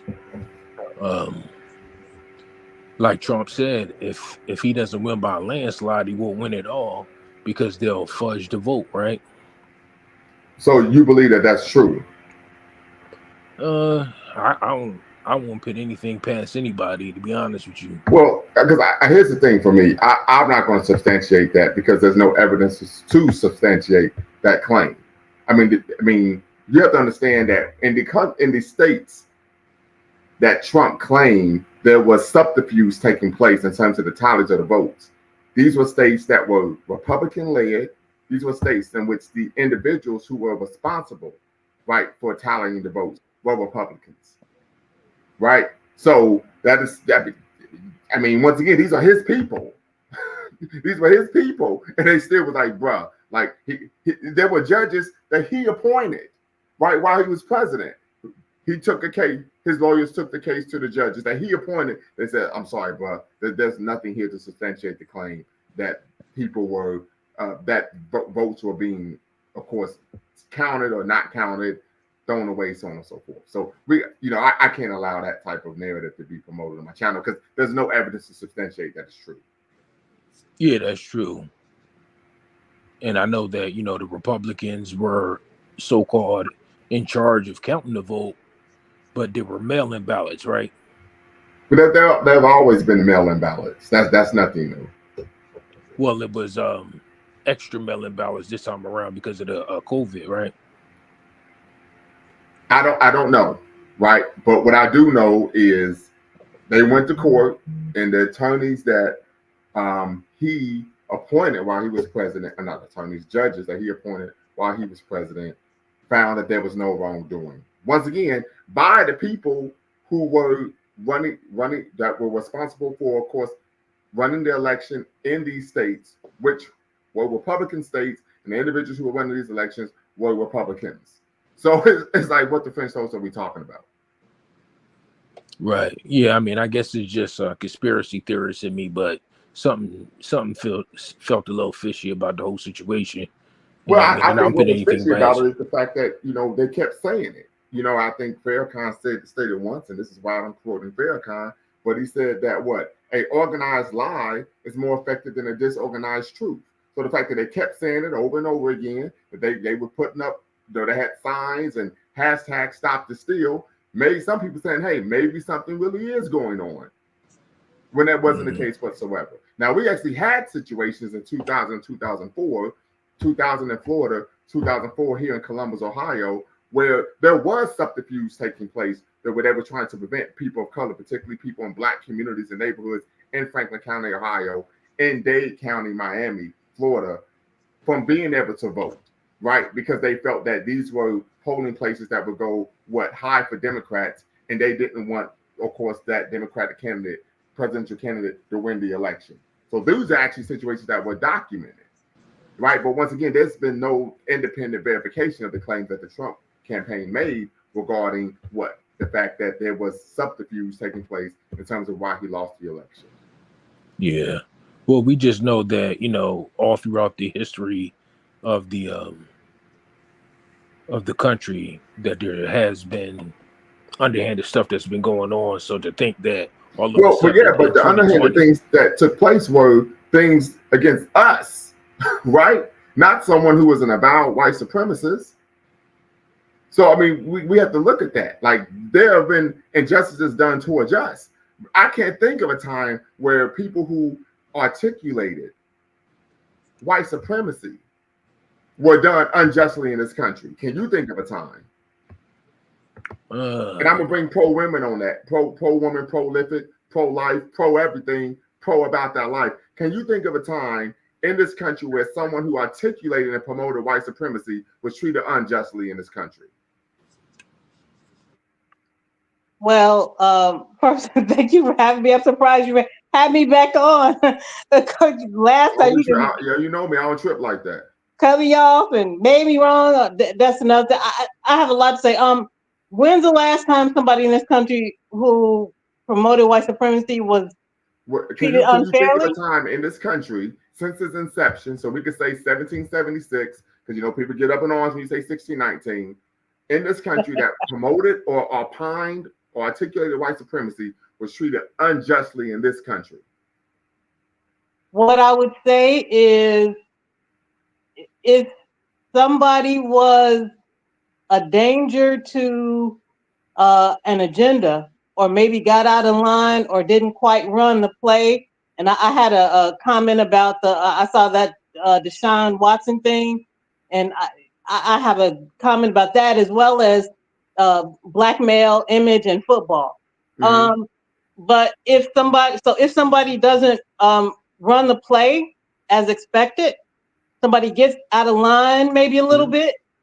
Could you give me an example of someone in the history of this country?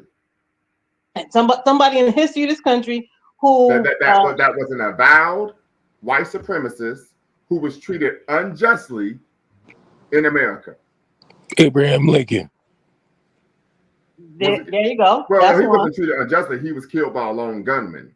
We're talking about someone who was treated unjustly by the country, because that's what Donald Trump is alleging. He's alleging that the government treated him unjustly.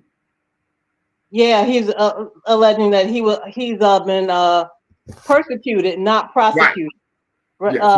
Yes, like he's making the argument once again, like he stated, and I'm glad you brought that up. Persecuted, not prosecuted. He made the argument that I'm being treated unjustly and I'm being criminalized, and now I'm a convicted felon. And he stated this, and I quote verbatim, now that I'm a convicted felon, African Americans can relate with me.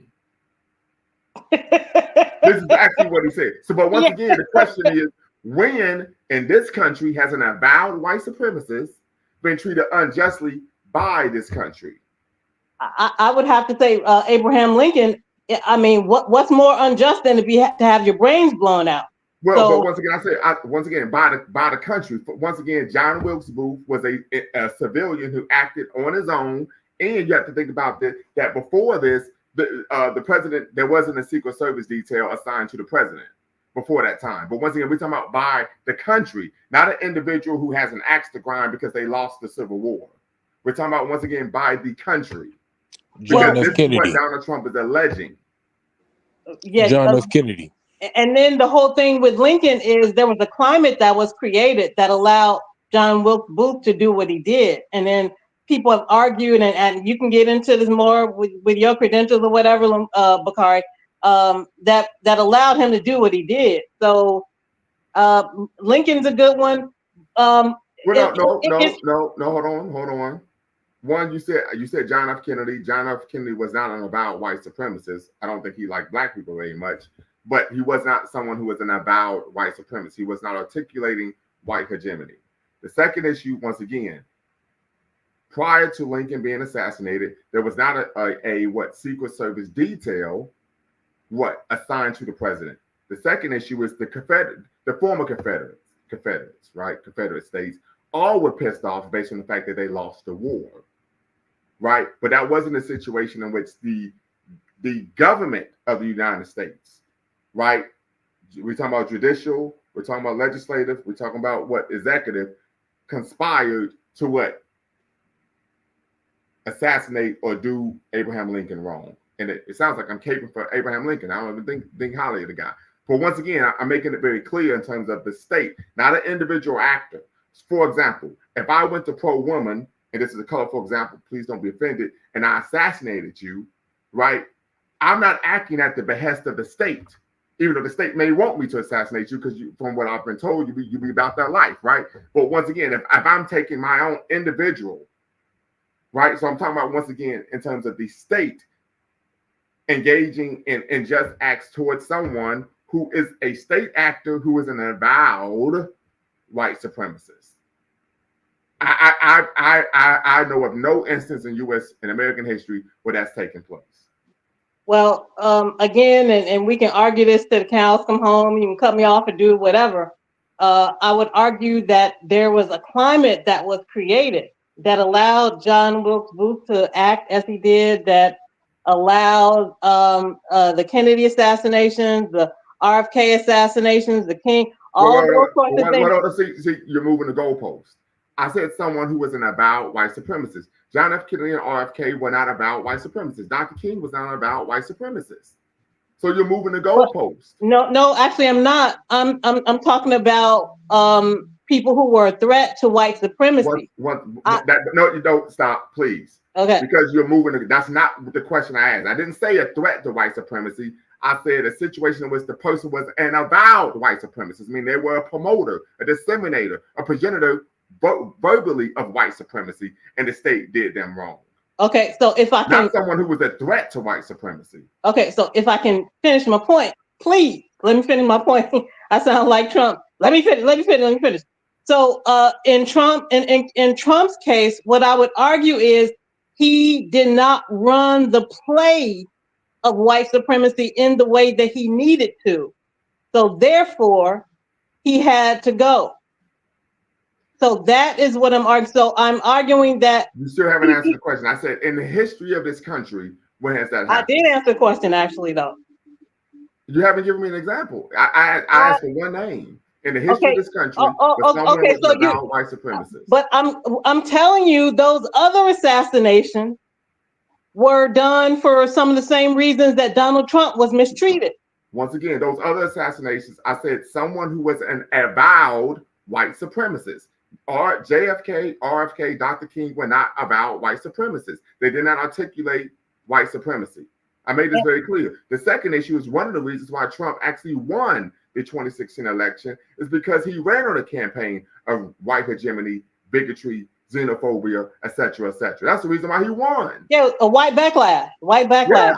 That's what he got after Obama. I said to myself, wow, was this the same country that just elected a black president twice? We know this in Black history. Whenever there's been real or even imagined Black progress, it's followed by periods of racial retrenchment. That's just the reality. Very quickly, let me get to this comment. Takesha Brown says, "Why do they keep looking to humans to fix the world? Jesus Christ is the answer." I would vehemently disagree with that. I think the people, brothers and sisters on the panel will disagree as well.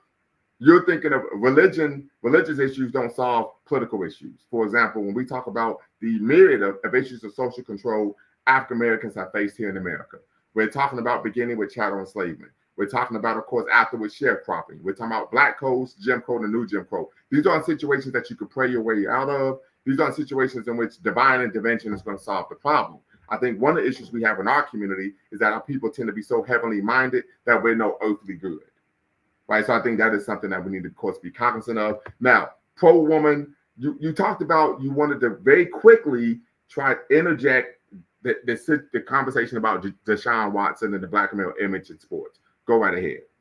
Yeah, briefly, I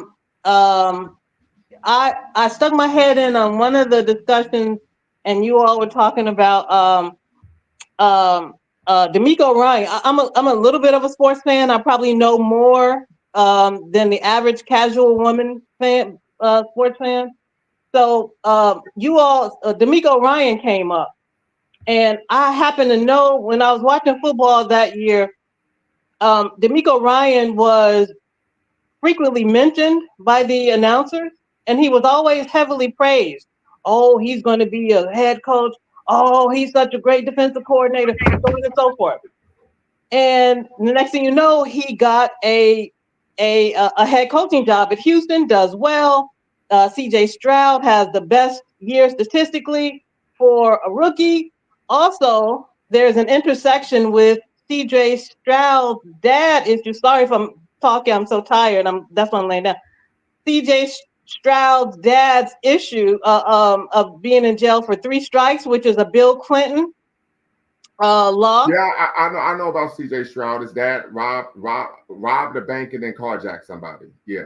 Yeah, he should be in prison. He should be in prison for a long time. Yeah, so that's under the Bill Clinton 3 strikes, you're out. Oh, and I know you don't cape for criminals at all because you. No. Yeah. I mean, if you carjacking people at gunpoint, what I look like taking it up for you. If you violently taking somebody's vehicle, removing and jettisoning them from their own vehicle, you should be in prison for a long time. Yeah, I know that guy. There was a guy on the platform Fanatic, and he was just trying to say that there are contributing factors that make people circumstances criminals. And then you got into a back and forth with him, and then he just left. And let me get to my point, and then I'll wrap up. So D'Amico Ryan, they spoke very highly of him, and then he got a head coaching job. I don't know what is it that went into them speaking so highly of D'Amico Ryan and praising him. I don't know. He has a black wife. I do know that. Wasn't he the defensive coordinator with the Buccaneers? D'Amico Ryan? Yeah. And then he became the head coach. I don't know because I don't follow. Let me see very quickly. Well, he was offensive coordinator for the San Francisco 49ers. Okay, so he was defensive for the 49ers. Then got you. Yeah, and then they kept talking about just how great he was. The announcers were praising him, so on and so forth. Then he gets a head coaching job. So they basically talked him into getting that head coaching job. So the point I wanted to make with that is it's important about how you speak about Black men. Okay. And he's a good example of that because of how they praised him. Him and also Malik Willis. Malik Willis, they did a whole segment during the draft of the fact that Malik Willis was caught on video giving some shirts out to a homeless man. Mm-hmm. Yeah, we're talking about marketing, yeah. Yeah, so the next thing, Colin Cowherd does a segment on it. Everybody's praising Malik Willis. They basically got him drafted just because they spoke highly of his character. Oh yeah, I know you're talking about that guy as a quarterback. He went to like some really small school and he made it to the NFL, but he hasn't been really good. But based on that, well, a lot of that I think may even have to do with your agent. Your agent plays a role in forming those type of positive spins and marketing your character and your brand, so on and so forth. But yeah. It can be agents and a lot of things that come together. He went to the Tennessee Titans. He was a backup. He was traded to the Packers. I don't think he'll ever be a starting quarterback in the NFL. But he's getting that money though. Yeah, but he's getting money. He'll be able to make a good living. He'll get the NFL pension and all of that because he had a good reputation and people spoke highly of him. So it just goes to show you how you talk about Black men can make all the difference in the world. I don't know if CJ Stroud will, if his notoriety will do something about getting that law changed. I know you think his dad should probably be locked up. Oh, absolutely, yes. Yeah, the 3 strikes law was a little bit draconian. Well, I mean, but we're talking about violent crimes, though. You couldn't get 3 strikes for a misdemeanor. I mean, and just very quickly, this is the man who already had 2 strikes, two felonies. He then goes and robs the bank at gunpoint and then carjacks someone. Stop it! Like, if there's anyone that we should be advocating for being released from prison, it's not that person. Well, I do think that there are other instances where people have not done as serious of crime and have gotten the 3 strikes rule, which means basically you're in for life if you do. Yeah, if you get 25 to life. Yeah, so I don't know if CJ Stroud's notoriety will help get that law overturned. We shall see. What else? There was some other stuff I wanted to say because I don't know if I'll come back based on how you treated me, and I don't take it personally. It just I didn't treat you any kind of way. I treated you the same way I treat everyone else that comes on the platform. And it's not always right. It's not always right. And well, if it's that is your opinion. If you want to build a constituent, if you care about people, then you might have to go about communicating with people differently, Lumumba, and dealing I think I communicate pretty well. Dealing with conflict and disagreement. Oh, I saw that video. Very quickly, I don't have an issue with disagreement. What I have an issue with is people making claims that are patently false and subterfuge.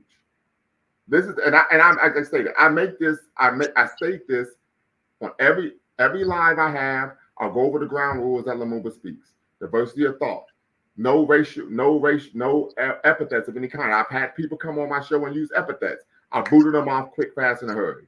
So once again, this isn't personal. I'm like this with everyone. I'm like this even in my personal life. For example, I was at the gym today, bench pressing, throwing up some heavyweight. You know what I mean? On the road, shoulders back to 100%. Back on the road to 400 on the bench. There's a brother spotting me. He's about 6'4", 265. Big motherfucker. I'm only 230. He said, "Let's go, my N-word." I said, "Rack that shit, man. Don't fucking call me that. The hell is wrong with you?" I'm like this all the time.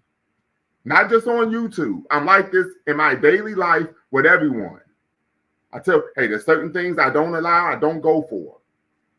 Right? So this it's not like I'm trying to show out, or if anyone, I've had people come on my show.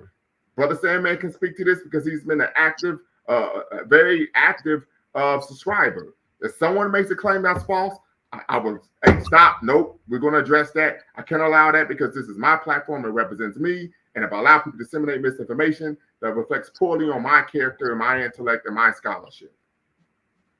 I'm like this across the board. If I ask someone a question, I'm going to ask a direct question. I expect a direct answer. I'm like this in my daily life. I'm like this even with my own parents, right? Literally. So this isn't like, oh man, I'm trying to be a jerk or an asshole. I've been like this since I was a child. My best friend, we met 34 years ago, September 1989. If I could get him on the line, he'll tell you he's been like this since we were kids. So, but go right ahead. You said there was a comment you wanted to make. Yeah, I was just going to say, there is something to be said for consistency. However, it might not always be good. There may be something that may be a consistent issue in other areas too. But so I'm just saying, I don't take it personally because I saw you do the same thing to the Brother Fanatic, to the point where the Brother Fanatic was like, okay, I'm out. He was just trying to say they're contributing factors that make people criminals. And once again, as I stated, on my platform, we don't cape for criminals. I don't allow space for that. He wasn't caping. So once again, my brother, my big brother, the same brother who I gave a shout out to in the acknowledgments of my dissertation, all 244 pages. Good for you. He's in prison right now. Guess what? I don't want to hear it. When he told me what he did, I said, I don't want to hear it. Get the hell away from me.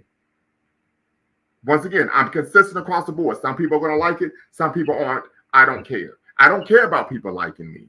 I'm going to be who I am and live true to my values and my principles. Well, let's see how well that works out for you. Let's just see. It's been working well for 40 years. Okay. Well, let's see. I mean, you don't get that many people on your once again, your my accomplishment in life is not YouTube. Yeah, that's the thing. I was about to say, yeah, it's different. Sometimes YouTube is their accomplishments, and then other people have accomplishments to put on YouTube. So with you, yeah, YouTube is not really your accomplishment. But if you want to build a constituents, though, you may have to go. Once again, if I build one or not, I'm going to do things like Frank Sinatra said, my way. Well, only thing is, I don't know if your way is going to be the way to get us up out of it. So you might have to. I would say this much. We're going to go back to the conversation, and that is Harris or Trump. Who do you believe won the debate? Who do you think is going to win in November? We're going to focus on that. Okay, and I won't be back. This is my last time. Okay, on. no problem. Okay. So in terms of who won the debate, nobody. Okay. Nobody. They both came to do what they came to do. I think maybe I've heard some people saying that she baited him into a lot of the reactionary defensiveness that he's been known for, and she got him into doing that, and he really wasn't articulating a vision about what he wanted to do or what he had done. He was saying that, oh, if you wanted to do these things, you've been president or vice president for this long, why haven't you done them? But he didn't really get into what he had been doing when he was actually president, that he was going to rebuild or resurrect on if he gets reelected. So they asked him that, and he even admitted one time. He said, well, I can't really tell you. So yeah, you're absolutely right there. Yeah, so I think I probably might agree that if that's a point, a style point or a debate winning point, she probably won on that point. I don't think that she could have come back enough. She did get some quick one-liners in. He has no plan for you. He has no plan for you. I think that stuck. I think that landed, and I think that's true. So I think she maybe won there. She was a little bit nervous. I do see why they keep her out of interviews, and that there won't be very many more debates. I wish there would be more in another format. They didn't shake hands when they walked off the stage. They shook hands in the beginning, but not by the end. So in terms of who won, what are your thoughts on Trump and the claims? So you're in Illinois. I'm here in Ohio. And as I stated before, Springfield is a stone's throw away from where I'm at here in Columbus. It is even close to my you hear about the eagle dogs and stuff in Springfield? Yeah. So of course, I've been to Springfield several times. We got about 15,000 Haitian brothers and sisters that have come to Springfield in the last couple of years. So I'm definitely happy about that, because I tend to pedestalize Haitian people because of what they did, of course, of defeating the French, then the English, then the Spanish, and the French again in succession, and creating the first Black Republic in the Western Hemisphere. But with that being said, of course, the city manager, the mayor of Springfield, the government of Springfield, city of Springfield, all have stated there's no evidence that that's true whatsoever.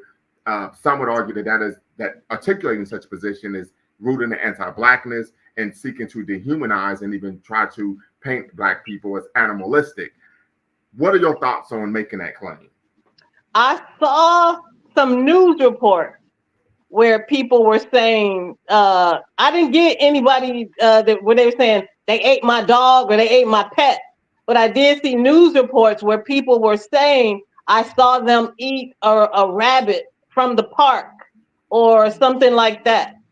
So I do think there's some exaggeration, and then I think there may be some truth. But people hunt rabbits all the time and then eat them.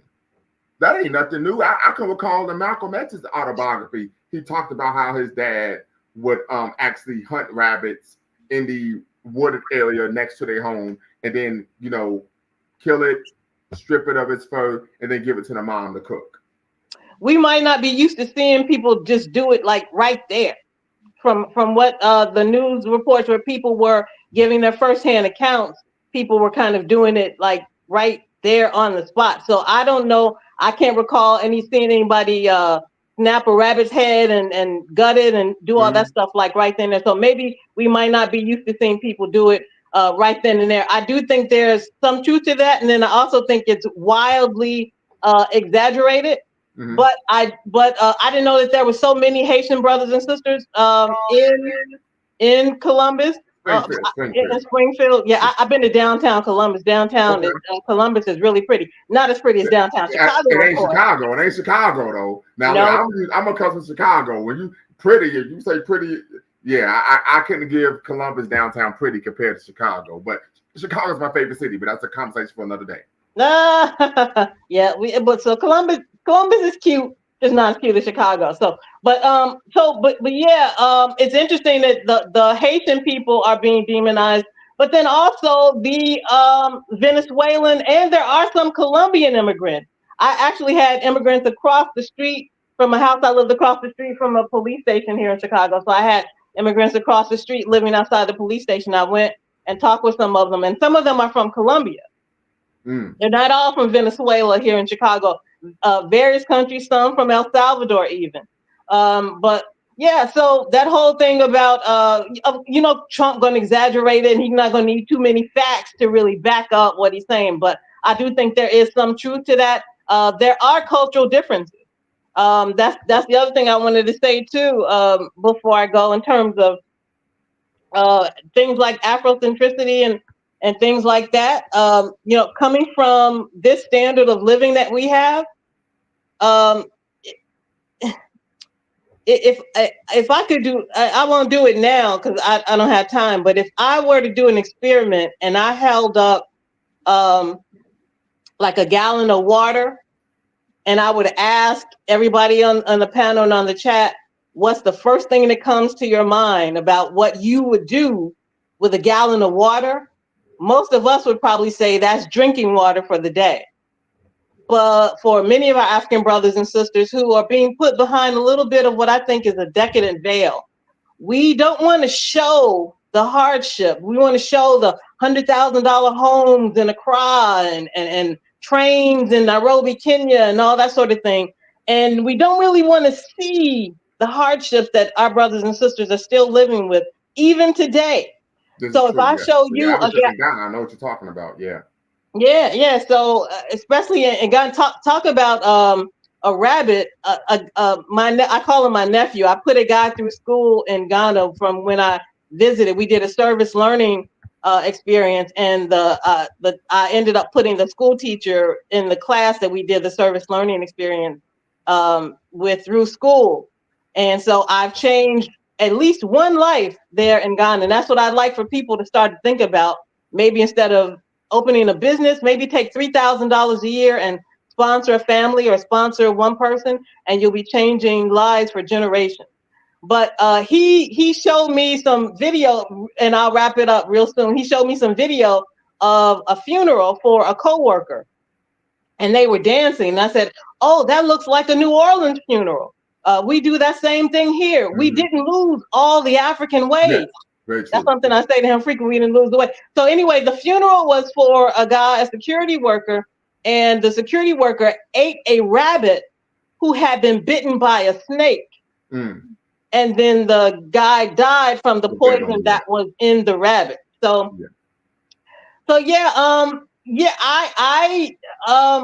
Immigration is a big thing. Let me just say this.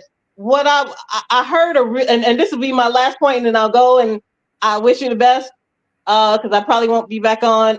But I heard a really healthy debate with Tariq Nasheed and Isaac Hayes III.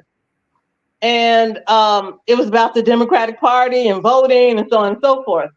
And I want us to get to a point where we can look at the Democrats and the Republicans objectively, and also see voting or not voting as a tool and a means to an end and not the end in and of itself. Last point, and then I'll shut up. Roland Martin hosted a town hall meeting here in Chicago at Apostolic Church of God, big Where church. was this? During the convention. Okay, got you. Yeah, I saw that. Yeah. And he got run up on. Yeah, I saw that. Yes. So he got run up on. But a key point from the debate that came out was Kamala, that sisters were maneuvering behind the scenes to get her the delegate that she needed so that we wouldn't even have an open convention. And the ability for them to even do that kind of maneuvering came from Jesse Jackson's runs for president. And there was something that was changed with the rule and the rules committee of the Democratic Party. And one thing they said, and this is the last point, they said it's about the mission or the position. The mistake that we've made with Kamala Harris is the sisters did maneuvering. I'm sorry, guys, I'm so tired of laying down here. I'm on my phone. Sisters did the maneuvering to get her the position, but she don't have a mission. She's not connected to a mission for Black people. And I don't know if Black people have given her a mission to be connected to. So can we think about a Black agenda? Yeah. Just can we get to that? People are talking about it, but nobody really seems to be wanting to sit down and figure out what it's going to be tit for tat. So we gotta think about the mission and not so much the position going forward. Very good. Very quickly before you tap out, you'll be back. Who do you believe? I might comment in the chat just if I have some information to share. Who do you believe will win in November? Who are you picking in November? It's if a you had to toss call up. it today. Pardon me? If you had to call it today, who would you pick? Who are you picking to win in November? I'm picking. It's close. I feel like it could go either way. I'm gonna go. Kamala might eke it out. I think white women who actually went for Trump over Hillary might actually go for Kamala over Trump this time, and the abortion issue might have a lot. You think it's because of the abortion issue? I think that has a lot to do with it. Okay. I think that has a lot to do with it. So I'm gonna go with Kamala by just a little bit, the smallest of margins. Now, what happens after that in terms of civil war? Something I've been commenting to people is it didn't work last time. You might not want to do that with the enemies of America just lying in wait. See, last time we didn't necessarily have nobody fighting us. This time, it might not be the case. So I don't think that would be the best thing to do to try to start a civil war. I think it would probably be put down, and they lost last time. So just some things I've been telling people about. If Trump moves, we're going to have to go into a civil war. And I've been hearing a lot of people on the right using that language, civil war. No, that's not the time for, unless you want to be dominated by Arabs. And last point, I know you have a show coming up on how Black people should feel about 9/11 or something like that. Mm-hmm. Yeah, so I could get into it. You said dominated by Arabs. Why do you think that if there was a civil war, Arabs would dominate this country? Well, that was a little bit of a stretch. I was just saying that I really meant that the enemies of America would not hesitate to take every opportunity to pounce on America. Speaking of 9/11, if a civil war were to actually break out, and we see, especially what happened with African people, is infighting led to overall conquest. So with America having built up so many enemies over the past 100 years or so, same thing could happen here. So just my thought. I don't think America will last.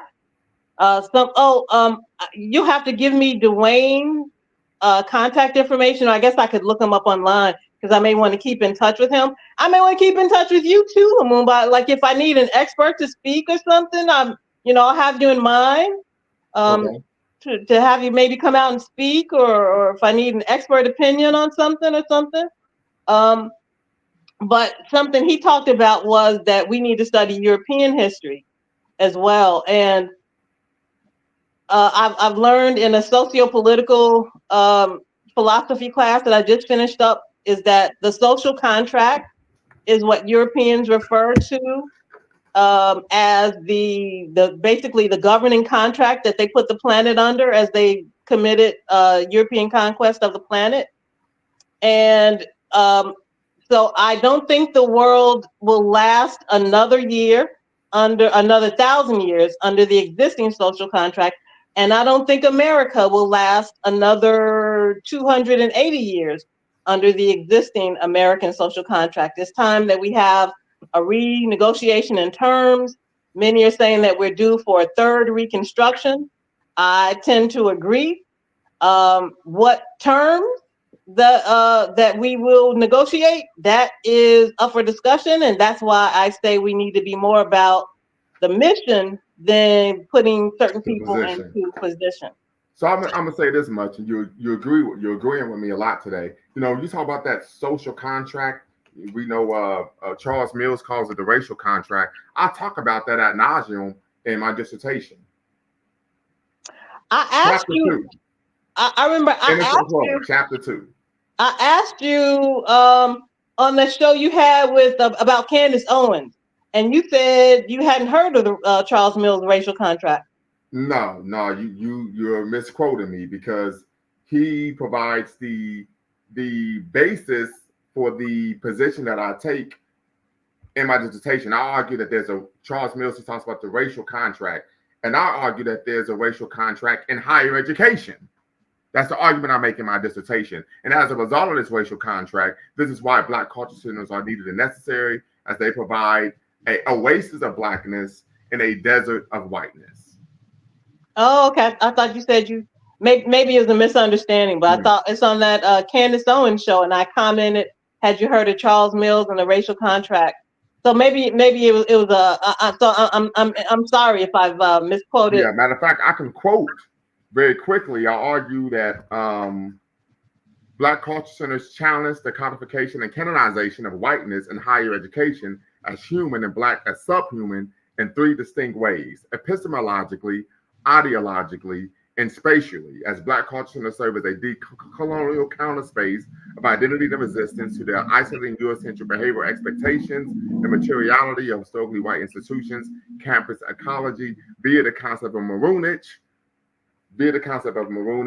or the African intention of becoming free.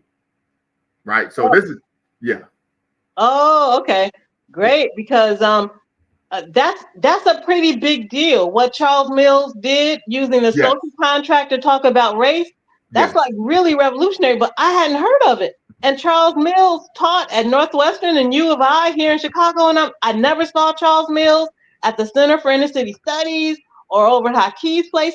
I haven't seen Charles Mills around any Black radical scholars. Have you? I would say no. So here's the presumption that I make, and I'm seeing this. So you talk about a Northwestern. Northwestern is a Tier 1 institution. They run those professors ragged. I mean ragged. Like they had make them do so much, and they got like I remember my advisor. This dude was answering emails like 5 in the morning. I'm scheduling. He got bags under us. I'm like, dude, do you get any sleep? Like they be killing them. Like. Killing them. And being a professor's position of prestige, and there was a time and the university was centered around the professor, and I'm like, dude, I don't know if it's worth it the way they be killing these guys. And then you got to publish. You got to, and then it's publish or perish, right? Sometimes it's published and perish, because if you write something that they don't like, right? I saw a situation. Well, I'm aware of a situation. This was at an institution in Tennessee. Small liberal arts college. There was a brother, dynamic professor. His teaching was great. His service was great. But in your first 5 years, you have to write a book. The easiest way to do that is to take your dissertation, turn it into a book. He picked a person to review his book that didn't like what he was talking about. It was a white guy. So he wrote a bad review. They used that in his dossier to prevent him from getting tenure. Wow. So then he had to, after 6 years, pick up his family and go somewhere else. All because the person who reviewed his book didn't like what he had to say. Even though all of his other markers were stellar. His teaching was on point, his service, he had the requisite number of publications, the whole nine. But the book he wrote, the guy didn't like what he had to say. What did he say? It was just, you know what I mean? He just was talking about racial issues. And I think it was from a sociological standpoint where, if I can remember correctly, he was countering the work or critiquing the work of William Julius Wilson's concept of William Julius Wilson wrote a book on the declining significance of race.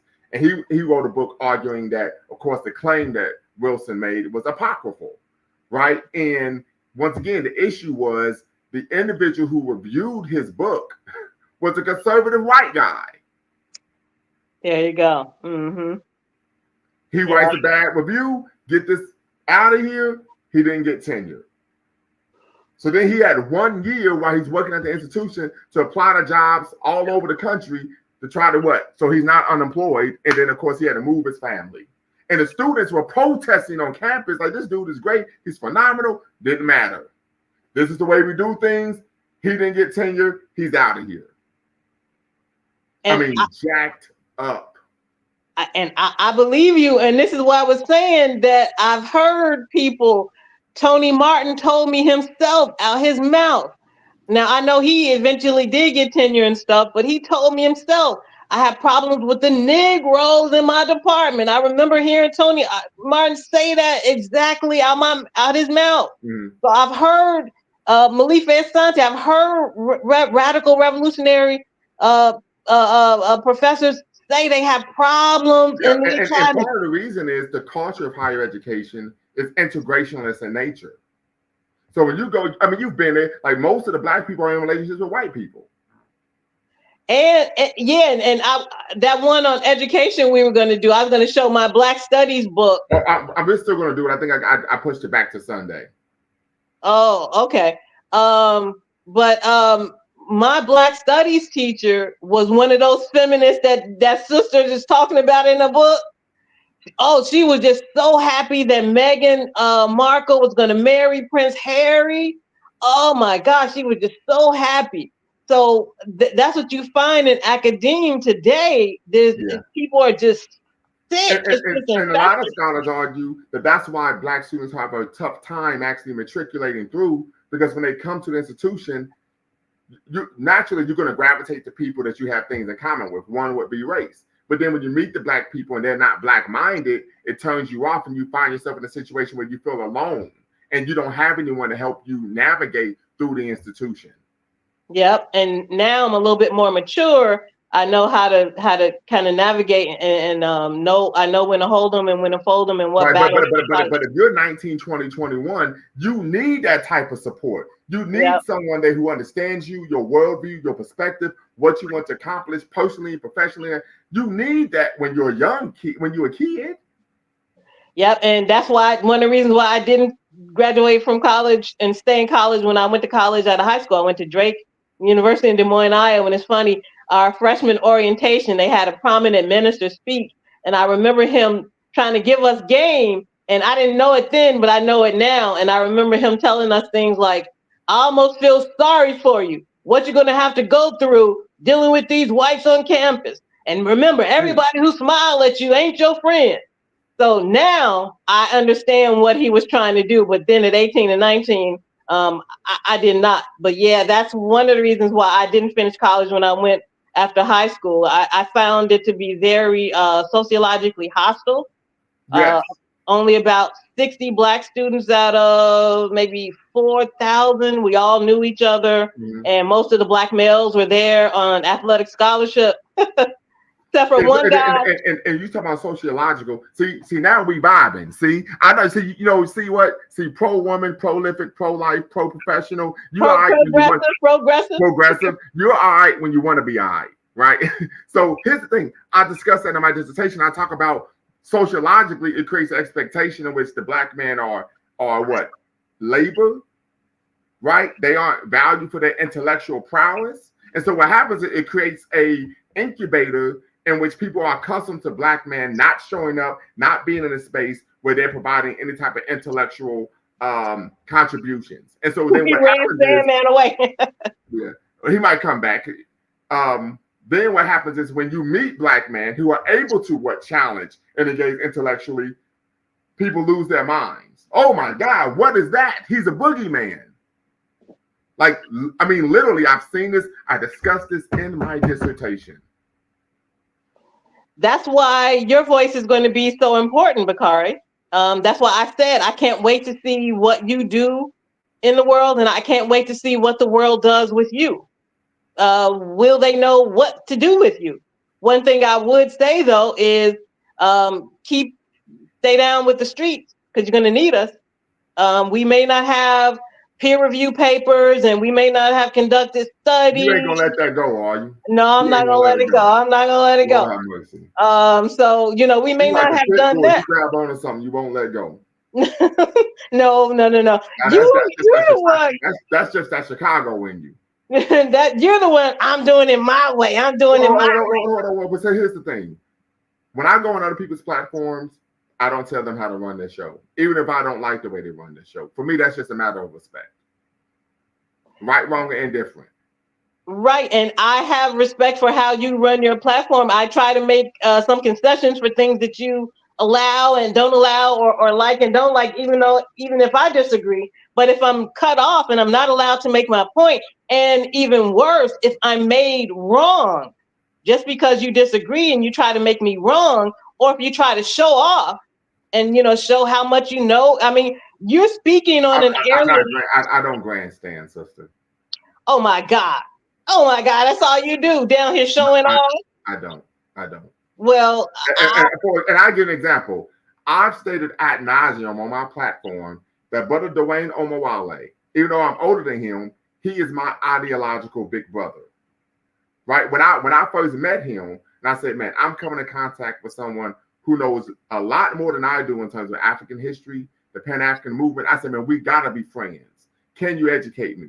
I read volumes of his work. I write. I'm a freelance writer on Medium.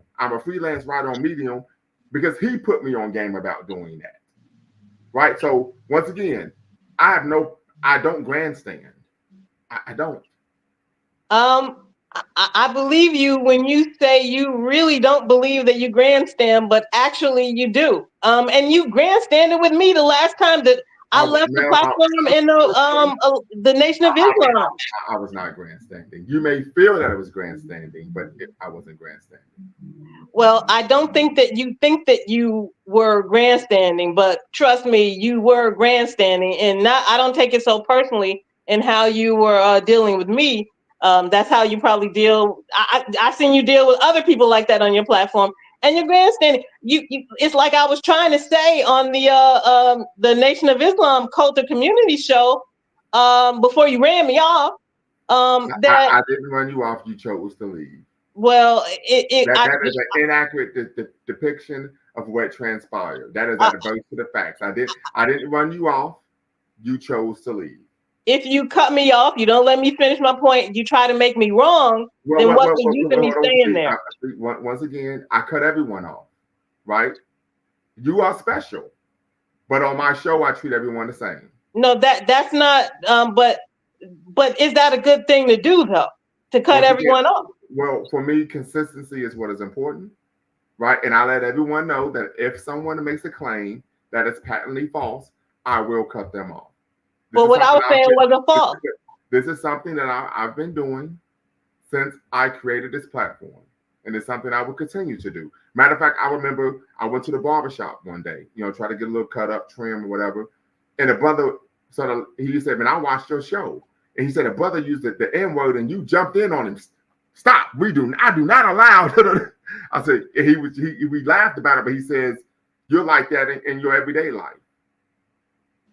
I'm just being consistent. And for some people, they don't like that, right? But I have to be consistent. That's what's most important for me. It allows me to sleep well at night. When I'm consistent in terms of what I'm saying and what I'm doing is congruent with my values, beliefs, and the principles that I choose to live my life by. Oh, But well, any last thoughts before we close out? So you got Harris in November by the skin of her teeth.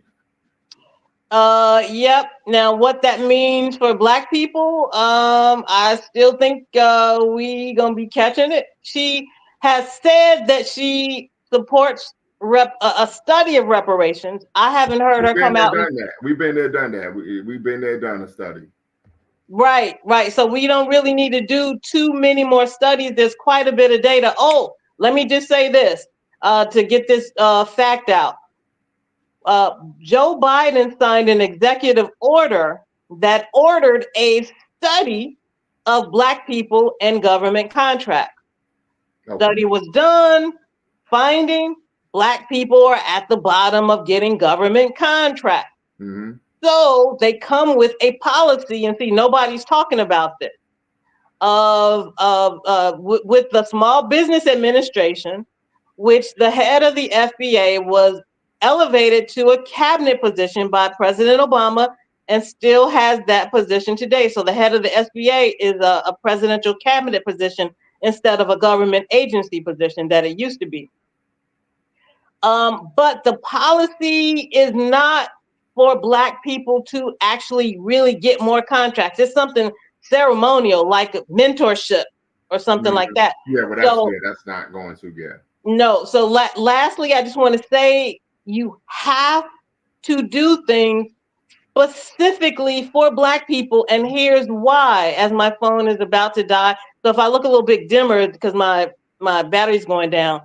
And I'm sure you know about this from research, Bakari. So if somebody is behind, in order for them to catch up, the person has to run slower. Who's ahead of them, they have to stop, or they have to run slower, or you have to run faster in order to catch up and even be able to surpass them. So all data points to the fact that Black people are at the socioeconomic bottom of society. And in order for us to catch up, something has to be done specifically for us, not minorities, not people of color, not the disadvantaged. It has to be specifically for Black people. So that has to be done. Harris is on record as saying that she's not going to do anything specifically for Black people. She but is on record saying that. Yes, she but is. here's the thing. I think she can be pushed more so than Trump. She can be pushed. Listen, I would say I would hope so. Trump is on record, and I need to write an article on this. Trump is on record stating that the racism that exists in America is racism against Black people, particularly, racism against white people, particularly white men. He stated this in April of this year in a Time magazine interview. See, and that's just some bull excrement. And that is white fragility. If we want to talk about whiteness being pathologized, which I don't think a white man. I have her book. I might reach out to her and see if I could bring her on to actually do it a talk on white fragility. So. Yeah, because I'm not looking for the academe and the academy to really pathologize white people and cannibalize themselves. They can say things. Oh, we're fragile. We have an entitlement complex, but they ain't gonna really get into it like Dr. Wilson with that fear of genetic survival, or that guy who wrote the Eichmann Inheritance. And many people argue that fear of genetic survival was the basis for why these conservatives overturned Roe v. Wade. Yeah, yep. Some people argue that. Yep. And so I don't like the idea of abortion. It's about having options, and then female reproductive health care is not limited to just abortion. There are other things included in that get taken away as a result of the abortion ban. Can you share? So once again, I'm not a woman, obviously. Could you share what are those other things that are taken away? in terms of reproductive health care? Like in vitro fertilization, like they were trying to talk about today. So you can't get in vitro treatment, or you can And get. what is it in vitro, just so that I'm clear and the audience is clear? Okay, so in vitro fertilization is where they will harvest eggs from you, and you can either have them, and then you can have them put together in a test tube, and then placed back into your uterus. And then they usually do them in multiple because they all don't take. So you'll have some eggs harvested and you're given medication. It's a whole process. So you're where you ovulate. So you'll take some eggs, harvest them, mate them with sperm, insert them back into you, and then if some take, then you can become pregnant. Okay. So that is taken away because of abortion, because sometimes if more than one takes, you might have to abort the other two or remove the ones that don't take, or if one doesn't take, if an egg and a sperm doesn't take correctly. So there are things that you have to do that in terms of in vitro fertilization, and that's taken away because of abortion. So that's one aspect of female reproductive health care that's taken away, and more women are having to resort to in vitro fertilization. We see Ebony K. Williams, she's pregnant now. She's going to be a single mom. Which Through is in vitro. nonsensical, but she's all Yeah, over the place, to be quite honest. Yeah, I got a whole opinion on women like that who are pretty ugly. And we talk about. This is a quick pivot, family. If you're watching, make sure you hit the thumbs up button. Thumbs up, thumbs up, thumbs up. Subscribe and hit that notification bell. If you're watching the Door Stream, Lumumba Speaks, and of course, Bequalon Network. Because we know statistically what the worst outcome for a child is to be raised in a single parent household. Statistically, right? And so to knowingly, it almost screams to me as someone who's selfish and solipsistic. Right. The other issue people had in terms of the critique of Ebony K. Williams was that she was pushing, and almost there was like a rebrand. If I remember correctly, she was on Fox News at one point, parroting white supremacist talking points. Then all of a sudden she said she was for the Black community, but she was engaged to a white guy. Then she says, I'm not going to be with a bus driver. So so there's a whole lot here. And so and of course, we can't control the fact that the griot hired her. But I said we can control and vote with our eyes and ears to say you're not worth listening to, right? And as Dr. John Henry Clark said, if you go over there, you stay over there.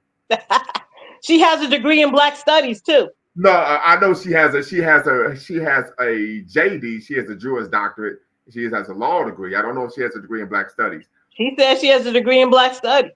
Let me look this up. Hold up real quick. Yeah, look it up. Her, Amanda Seales. Somebody else out here sounding crazy say they got a degree in Black Studies. Right. Okay. So she's 41 years old. Yeah, she was on Fox News. Let's see here.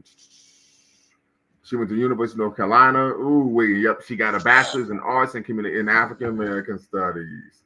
Shut the front door. I think you froze up on me. Yeah, I think you froze up on me. So of course, I mean, these are some issues. And so I think this also shows that it's not only about your education, but what you choose to do with it, right? And so we know in terms of Black studies, African American studies, one of the goals of Black studies and how Black studies truly distinguishes itself from other academic disciplines is that Black studies was born out of revolution. It was born out of activism. This is how the discipline of Black studies or African studies or African American studies or Africana studies or Pan-African studies, any derivative, came into existence. And then, of course, one of the things that we find as a result is that it was knowledge for knowledge for the people's sake rather than knowledge simply for knowledge's sake. So those are some of the issues in terms of when we talk about Black studies, African American studies coming to fruition. And so I think what's most important is that we understand it's not simply acquiring education, but what do you do with the education that you receive? And so once again, family, if you're watching, appreciate you staying up to watch with us. Of course, had the Harris-Trump debate watch party. Definitely going to make sure we do another show coming closer to election night. Probably we even do a watch party on election night where we're going to actually sit down and look at of course, who is going to win, and of course, what it means for the Black community, not only here in the United States of America, but also globally as well. We understand that we don't want to allow ourselves to be played against each other like pawns on a chessboard. But that being said, family, appreciate you all. So Pro Woman's phone died. Hopefully you could charge it up, tap back in. I will stay on. But once again, family, you're watching LumumbaSpeaks.com, a Black empowerment initiative where we believe you can gain a competitive advantage by always betting on Black. This is the home of where the fact that we are intellectually provocative, analytically bold, and of course, socially insightful. And then, of course, Bequalon Network, the Pan-African social media extraordinaire, the home of African-centered news and information. Make sure, please, that you subscribe on both channels, hit the notification bell, and hit the thumbs up button. We need to break their algorithm. We want to make sure that we support African-centered news and information in these what they like to call YouTube streets. Once again, family, the link is in the description. The link is in the chat if you want to tap in. And of course, give your thoughts. If not, we will close out. I know Sister Pro Woman, who's prolific, professional, proactive. She said she wants to tap back in very briefly, share her final thoughts, and then we will call it a night because it is 12:04 a.m. here on the East Coast. So I know definitely for some of our brothers and sisters, they may be looking to, of course, call it a night. But if you are on the West Coast, we know it's only about 8 p.m. out there. So maybe going west. So, okay. Says device not connected. So just waiting for you to connect and then we'll get you back in. But yeah, I would argue, and one of the things that was rather pronounced to me when I watched the debate was the fact that Harris, she performed much better than Biden. Of course, doesn't mean say much because it was much easier to perform better than Biden based on the atrocious performance that he put forward that had caused people to push him and donors and members of the Democratic Party to leave, of course, the campaign. But I think by and large, she won. So for some reason, you're not connected. Okay. But I do think moving forward, this is going to be a race to the finish. What could be what some people would call an electoral photo finish. So, sister, what's the word? All right. Are you here? Can you hear me? I can see and hear you. Can you hear me? Just fine. Oh, okay. Let me. So you can't hear me? Yeah, I hear you just fine. Okay. Okay. Yeah. So.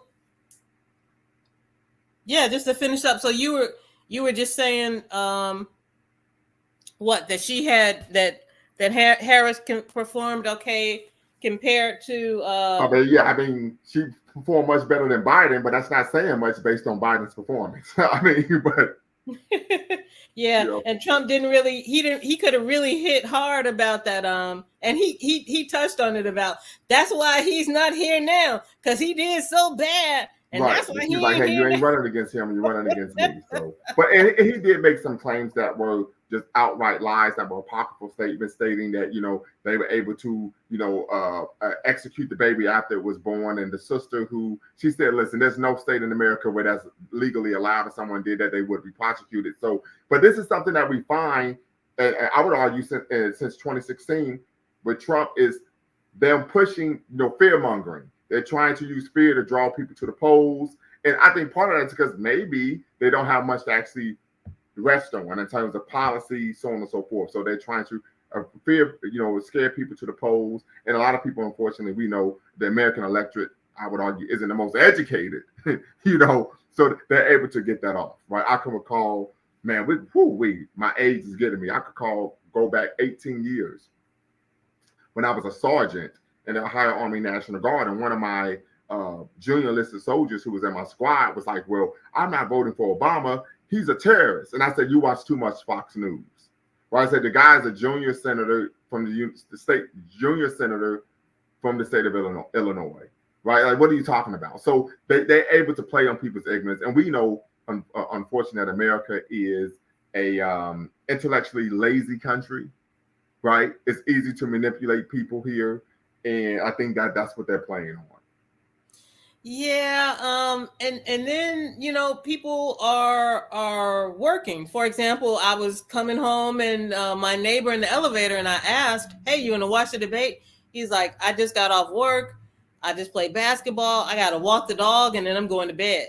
So, you know, I'm like, yeah, debate. I'm interested. I'm going to watch the debate. That's my thing. And he's tired from working and he's Right. really not worried about the debate.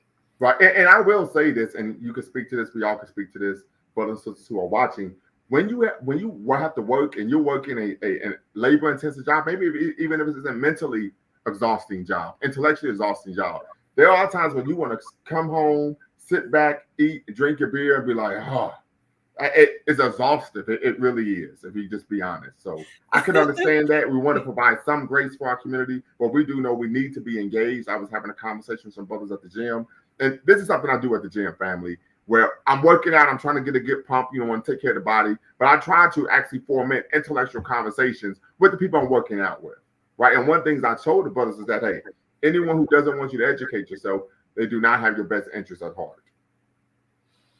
Yeah. And why is it that, say, somebody like my neighbor who's just, you know, tired from work, just want to go to sleep, walk his dog, why is it that he doesn't necessarily equate being interested in politics and being politically engaged with something that could maybe better his situation?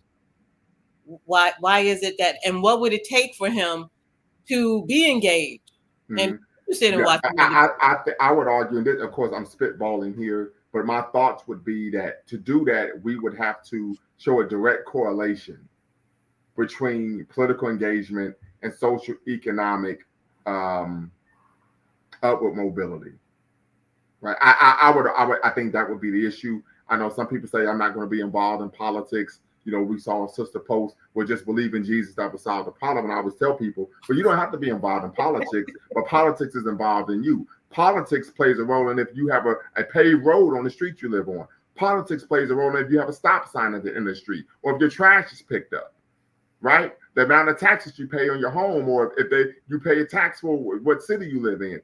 Politics, even if you're not engaged in politics, politics is engaged in you. And I think that's reminiscent, and this is something that Brother Dwayne Omawale shared with me, that Dr. Amos Wilson shared in one of his lectures, where people would say, well, I don't see myself as Black. Okay, cool, but the world does, and they're going to treat you accordingly, right? So we need to be aware and cognizant of our relationship, not only with ourselves, but society and the world in general. Now, let me say this, and then we really will wrap up. You said this, and then you said something different, and you kind of contradicted yourself in this area. But one thing you said is that the failing of Pan-Africanism. Oh, and you said this on that show with you debated that guy Afro Elite. Yeah, that came up in my feed. I watched about 45 minutes of it. The whole thing was 3 hours. And if you don't mind, please leave it up, because if I have a class in mediation or community, that video as the example of what you don't do if you're trying to reach any kind of a consensus or even just have a healthy, constructive. Well, once again, as I said, I can't allow someone to come on my platform and make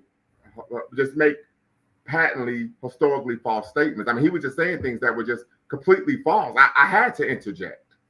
Well, everything that he was saying. Well, but let's go back to the critique. You said something about I made a critique or something about Pan. Okay, yeah, because one thing he said was that B1 is a better way to describe Black people and what we do than Pan-Africanism. And I would agree. I would agree that the African and Pan-African isn't always the best way to describe Black people and what we're doing. For example, what I was talking about with the Abdul Muhammad and the Brothers from the Nation, and what they do for Black people would be B1 more than Pan-Africanism. But he said that he felt that B1 was a more efficient way of describing Pan-Africanism.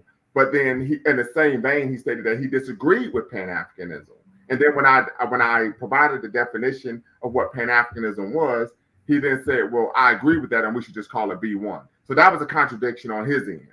Yeah, and you all were just going round and around. But once again, the issue, because a number of people reached out to me, was the issue was it was very obvious that he was not well schooled and knowledgeable of the history, right? This was a reality. I mean, And so when he was making claims that were just historically inaccurate, I had to say, hey, hold on now. That's not factual. Where are you getting this information from? Well, he's one of those people who shouldn't be out here talking. He's an intellectual lightweight, and he pumped full of Tariq Nasheed and I realized that because that was the first that's the first time I had interviewed someone where they didn't care about factual information. I was like, what in the it blew my mind. I couldn't believe it. Yeah, I mean, he knew nothing about that. I mean, we can argue since Paul Kufi that each subsequent generations of African Americans sought to leave the United States. If it was go to Liberia, if it was go to Haiti, go to Canada, the eighth generation Black people are trying to get the French toast out of here. However, many were hamstrung by poverty and weren't able to do so, right? So he wasn't aware of this. He wasn't aware of Bishop James C. Holly taking tens of thousands of African Americans to Haiti, and they're still there to this day. I mean, he didn't know the history, right? And so when we were having this conversation, I'm like, hold on, brother, these things actually did happen. We talked about, right here we bet on Black, but we talked about the racism that Asians face, particularly in terms of their work on the railroad, and he was completely unaware of these things, right? So it's just like whoa, like it's just whoa. It was just whoa, I mean, that would be tantamount to me saying not knowing Michael Jordan played for the Chicago Bulls, he only played for the Washington Wizards. You just whoa. It was that bad. Like, you didn't know that Michael Jordan played for the Chicago Bulls, and then he retired twice and then played for the Washington. They're like, whoa. It was, and so I and you could tell I was shell shocked. Like, I had never had a public conversation with someone who literally didn't know anything about what they were talking about, and were confident in what they were saying, even though they were completely off base. We could go back and forth, but you have a basis for what you're talking about. This dude knew nothing about what he was. And I remember having a conversation with some elders, I had this conversation on my platform, and they said, well, this is very common in the social media age. And I was shocked. Like, once again, whoa. I mean, I thought I was Black Rob, whoa. Had a bad chick uptown, she was whoa. You know what I mean? I was whoa. I should have been playing Black Rob in the background. I mean, it blew my mind. How did y'all get through 3 hours? I couldn't make it but 45 minutes. How did y'all and the sad part was that his acolytes were commenting like what he was saying was factual. It blew my mind. It blew my mind. So, I just, and the biggest thing was the fact that he said he disagreed with Pan-Africanism. Then when I asked him, could he tell me what Pan-Africanism was? He couldn't tell me. And so, I mean, we actually have people think that they're Pan-Africanists because they've worn a dashiki before, right? So I asked him, were you ever a member of any Pan-Africanist organizations? No, no, he was not. I asked him, well, what is Pan-Africanism? He couldn't tell me what Pan-Africanism was. When I defined what Pan-Africanism was, he said, well, we should just call that B1. I said, but you just said you disagreed with it. But see, this is an instance. Well, one, he's pumped full of Tariq Nasheed and Yvette Carnell and Antonia Moore, and he hasn't gone very much beyond that, and it showed. So he's somebody who really doesn't need to be out here talking. He needs to be listening and learning a little bit more. But they get so hyped up and so zealous, and they just get out here and doing what he does and sounding like he sounds. But everything that he said was not incorrect. And this is what I'm saying to you, is that sometimes with lay people, you have to accept our experience. Our experience is our expertise in some ways. No, and I get that, but everything he said in terms of trying to document history was incorrect. Well, his feelings where he said he used to be Pan-Africanist, and he noticed that Pan-Africanists always tend to try to put down the American side, or always. But here's the issue. When I asked him, well, if you used to be a Pan-Africanist, what Pan-Africanist organization were you part of? He couldn't name one. And when I asked him what Pan-Africanism was, he couldn't tell me what Pan-Africanism was. So that means that he didn't used to be a Pan-Africanist. The second issue is, now this is something that's accurate, is that Pan-Africanism posits that your number one, your most salient identity is your African identity. That is preeminent to anything else. If you have a position where you are saying that you are proud of being of African descent and you're proud of being American, that puts you in the vein of one Frederick Douglass and Dr. Martin Luther King Jr. That makes you an integrationalist. But from a Pan-Africanist standpoint, we're talking about the Assata Shakurs of the world, the Malcolm X's of the world, the Martin Delaney's of the world, the Queen Mother Moores of the world. You are African first, and that is preeminent. Mm-hmm. Right. And you can do that. Where I would tend to agree with him is, for example, we had talked about that there are a lot of Rastas in Africa. A lot of Rastas. Yeah, I saw that. Yeah. A lot of Rastas. But you don't see them trying to undo their Rastafarianness, because that can coexist within their Africanity. Right. But with Pan-African, let me finish this point. But with Pan-African is oftentimes I see, and he said it, and it's been my experience as well, that there's an attempt to dismiss and diminish the American side of our Africanity and the things that we have become and the things that we've done over here. And it's done mostly with African Americans. And I'm glad you said that, but I'm going to Pan-Africanism. Let me finish real quick. Does it say that you can't care about African Americans, or you can't care about what happens to African people here in America? But that's not really. I mean, you got Dr. Gambone in Ghana. He's an anti-American.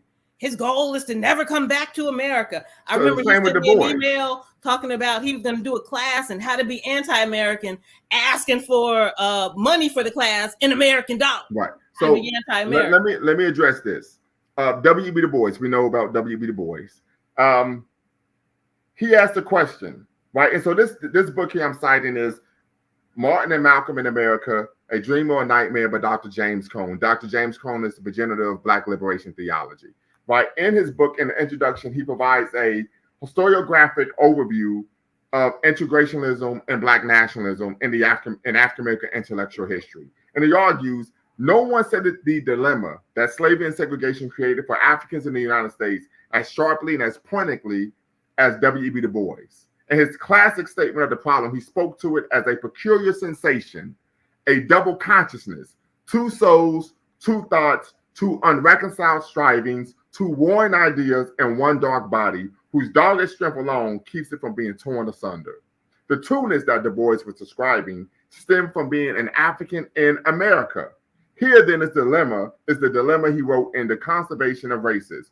What, after all, am I? Am I an American or am I a Negro? Can I be both?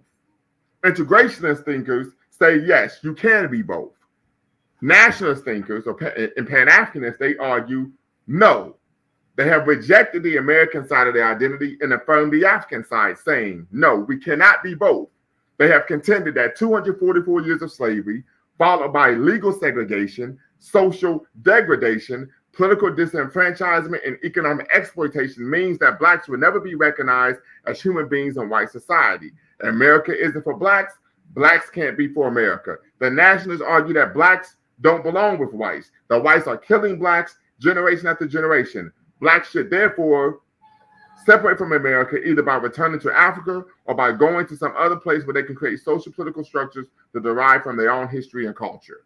So what Tariq Nasheed, Yvette Carnell, and Afro Elite are promoting is a form of militant integrationism. That's what that is. So did the Panthers, Black Panthers too. They were Marxists, but they're promoting militant integrationism. Yeah, they thought it was more about class than race. Right. And I also think too that Pan-Africanists turned off the Panthers so bad and made them run to Russia and Marxism and Maoism because they were so turned off by the hypocrisy. It Or wasn't the Pan-Africanists. The culture nationalists. You're talking about, thank you, cultural nationalists. And part of that schism wasn't just ideological, it also was fomented by COINTELPRO. We got to be honest about this. Geronimo Pratt talked about this himself. Assata Shakur wrote about this in her memoir.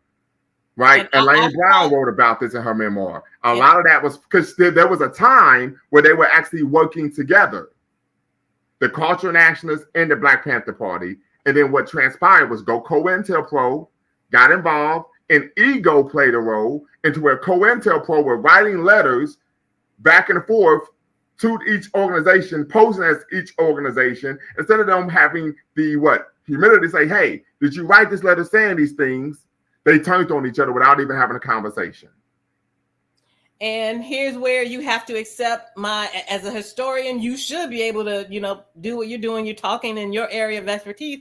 Here's where my experience is my expertise. Having seen with my own two eyes, Fred Hampton and Conrad Worrell getting into it, having seen with my own two eyes, Fred Hampton end up walking away in frustration. And what did he say? You pork chop nationalists, blah, blah, blah, blah, blah. He went with the pork chops. By the way, anybody listening or who sees this, pork chop nationalists are the names that the Panthers gave to culture nationalists back in the day. Today, they would be referred to as Hoteps or Heteps. Right, yeah, Hoteps, yeah. I'm familiar with that. So wait. So you're saying you saw Fred Hampton do this. Now, how old are you again? I'm 57. 57.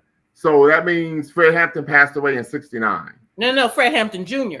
Fred Hampton Jr. Okay, Fred Hampton Jr. But I'm referring to, of course, what took place in the late 60s, early 70s. And it still lingers today. Yes, You come now, in, it lingers today as a result. I think you have a chance to break a generational curse. Yes. I think you have a chance to heal some of that schism. So let's see, As a matter of fact, in the movie, of course, Black Judas, Black Judas, there was a scene where Fred Hampton was excoriating cultural nationalists, and the sister said, well, how are you going to get people to work with you if you're ridiculing and insulting the very people that you want to help you? It's nonsensical, right? So a lot of that, of course, was bravado, this concept of black machismo, which doesn't accomplish much, right?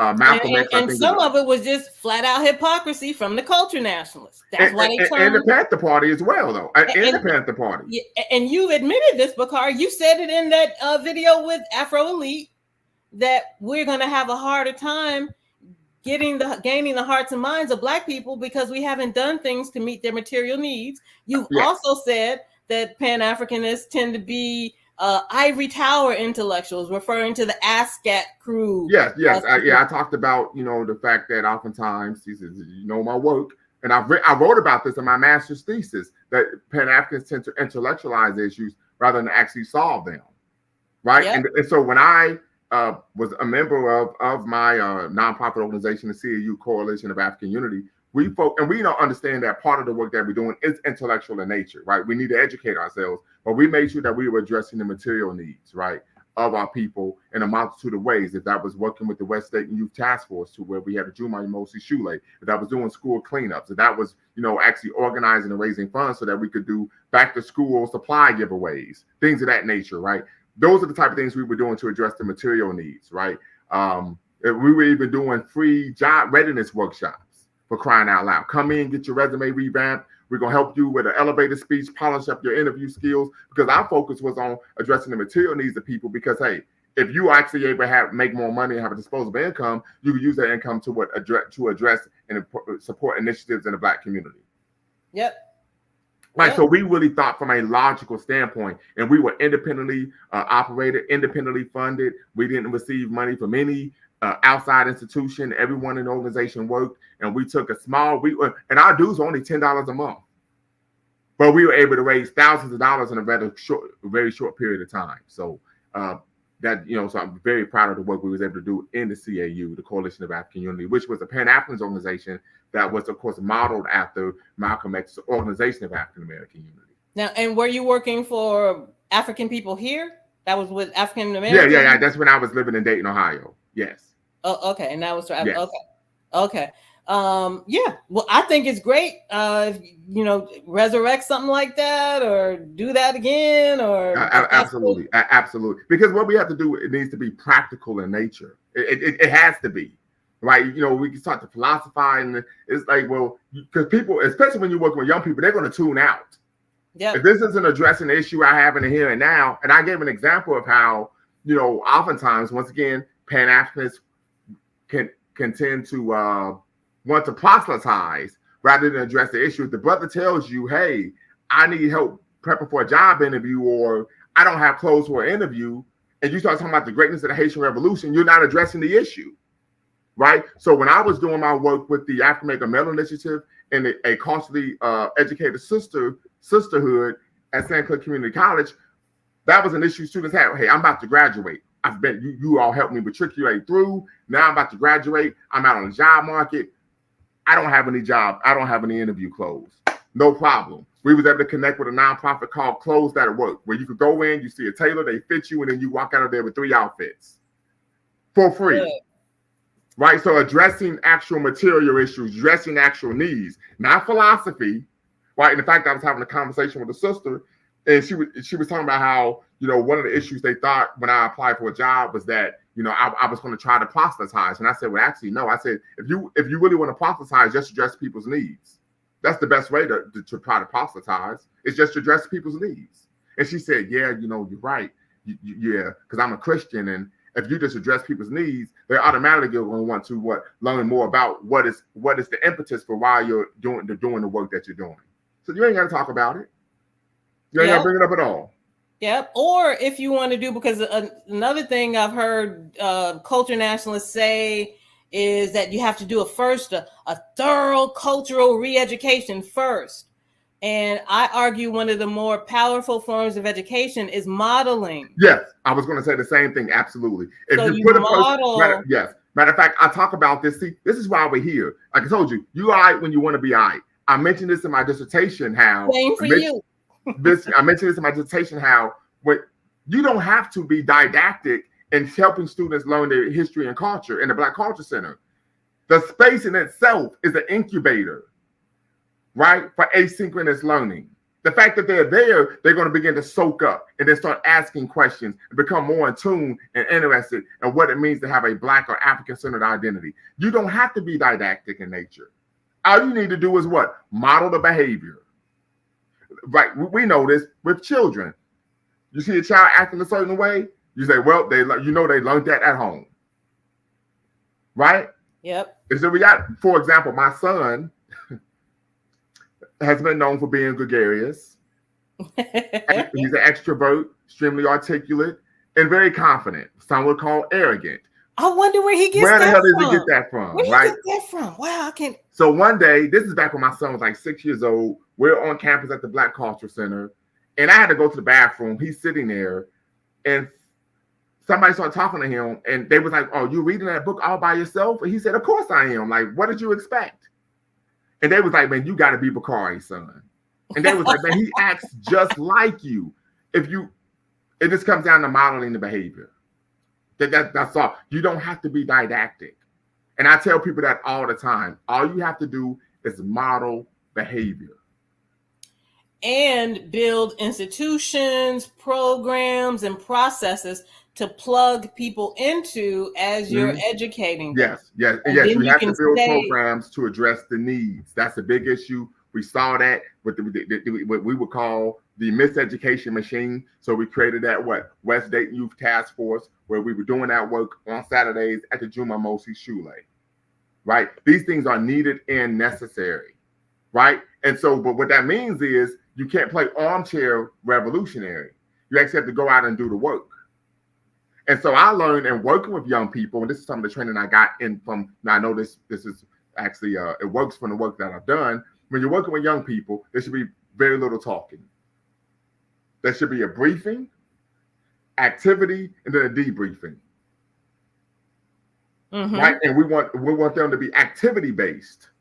Not sitting down philosophizing, but actually engage in an activity that mimics or mirrors what they're going to face in the real world. Right? One of the things that I would do with my children, I share this with my students, they share that some of their parents would do the same thing, that they would manufacture adversarial situations. So that when they grew up, came of age, left home, and they face these issues in the real world, which we all know we will. That's how we kill. Yeah. They were ready for it. It's like if you're a boxer, you know you're going to get hit. So what do you need to do? You better be doing some sparring.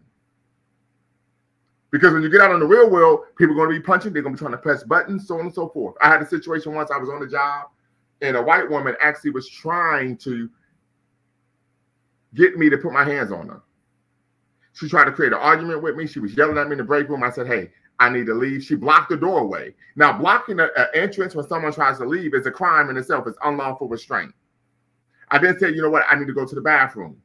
I go in the bathroom. She follows me into the bathroom. What? This is on the job. What? Yes, this happened 2016. Yeah. But I knew because of experience, this woman's trying to bait me. She's trying to get me to have an emotional reaction so I can respond in an emotional manner, in a visceral manner. And then guess what? I would end up not only without a job, but also in handcuffs. Yep. So we have to, once again, through activity, and we know this works because when we talk about the civil rights movement, the work that was being done at the Highlander Folk School, where they were what? Engaging in role play. Hey, this is what you're going to face when you're doing these sit-ins. This is what the people are going to say. This is what they're going to do. Right? So that when it actually happened, they were ready for it. Let me say this to that point about them being prepared in the civil rights movement.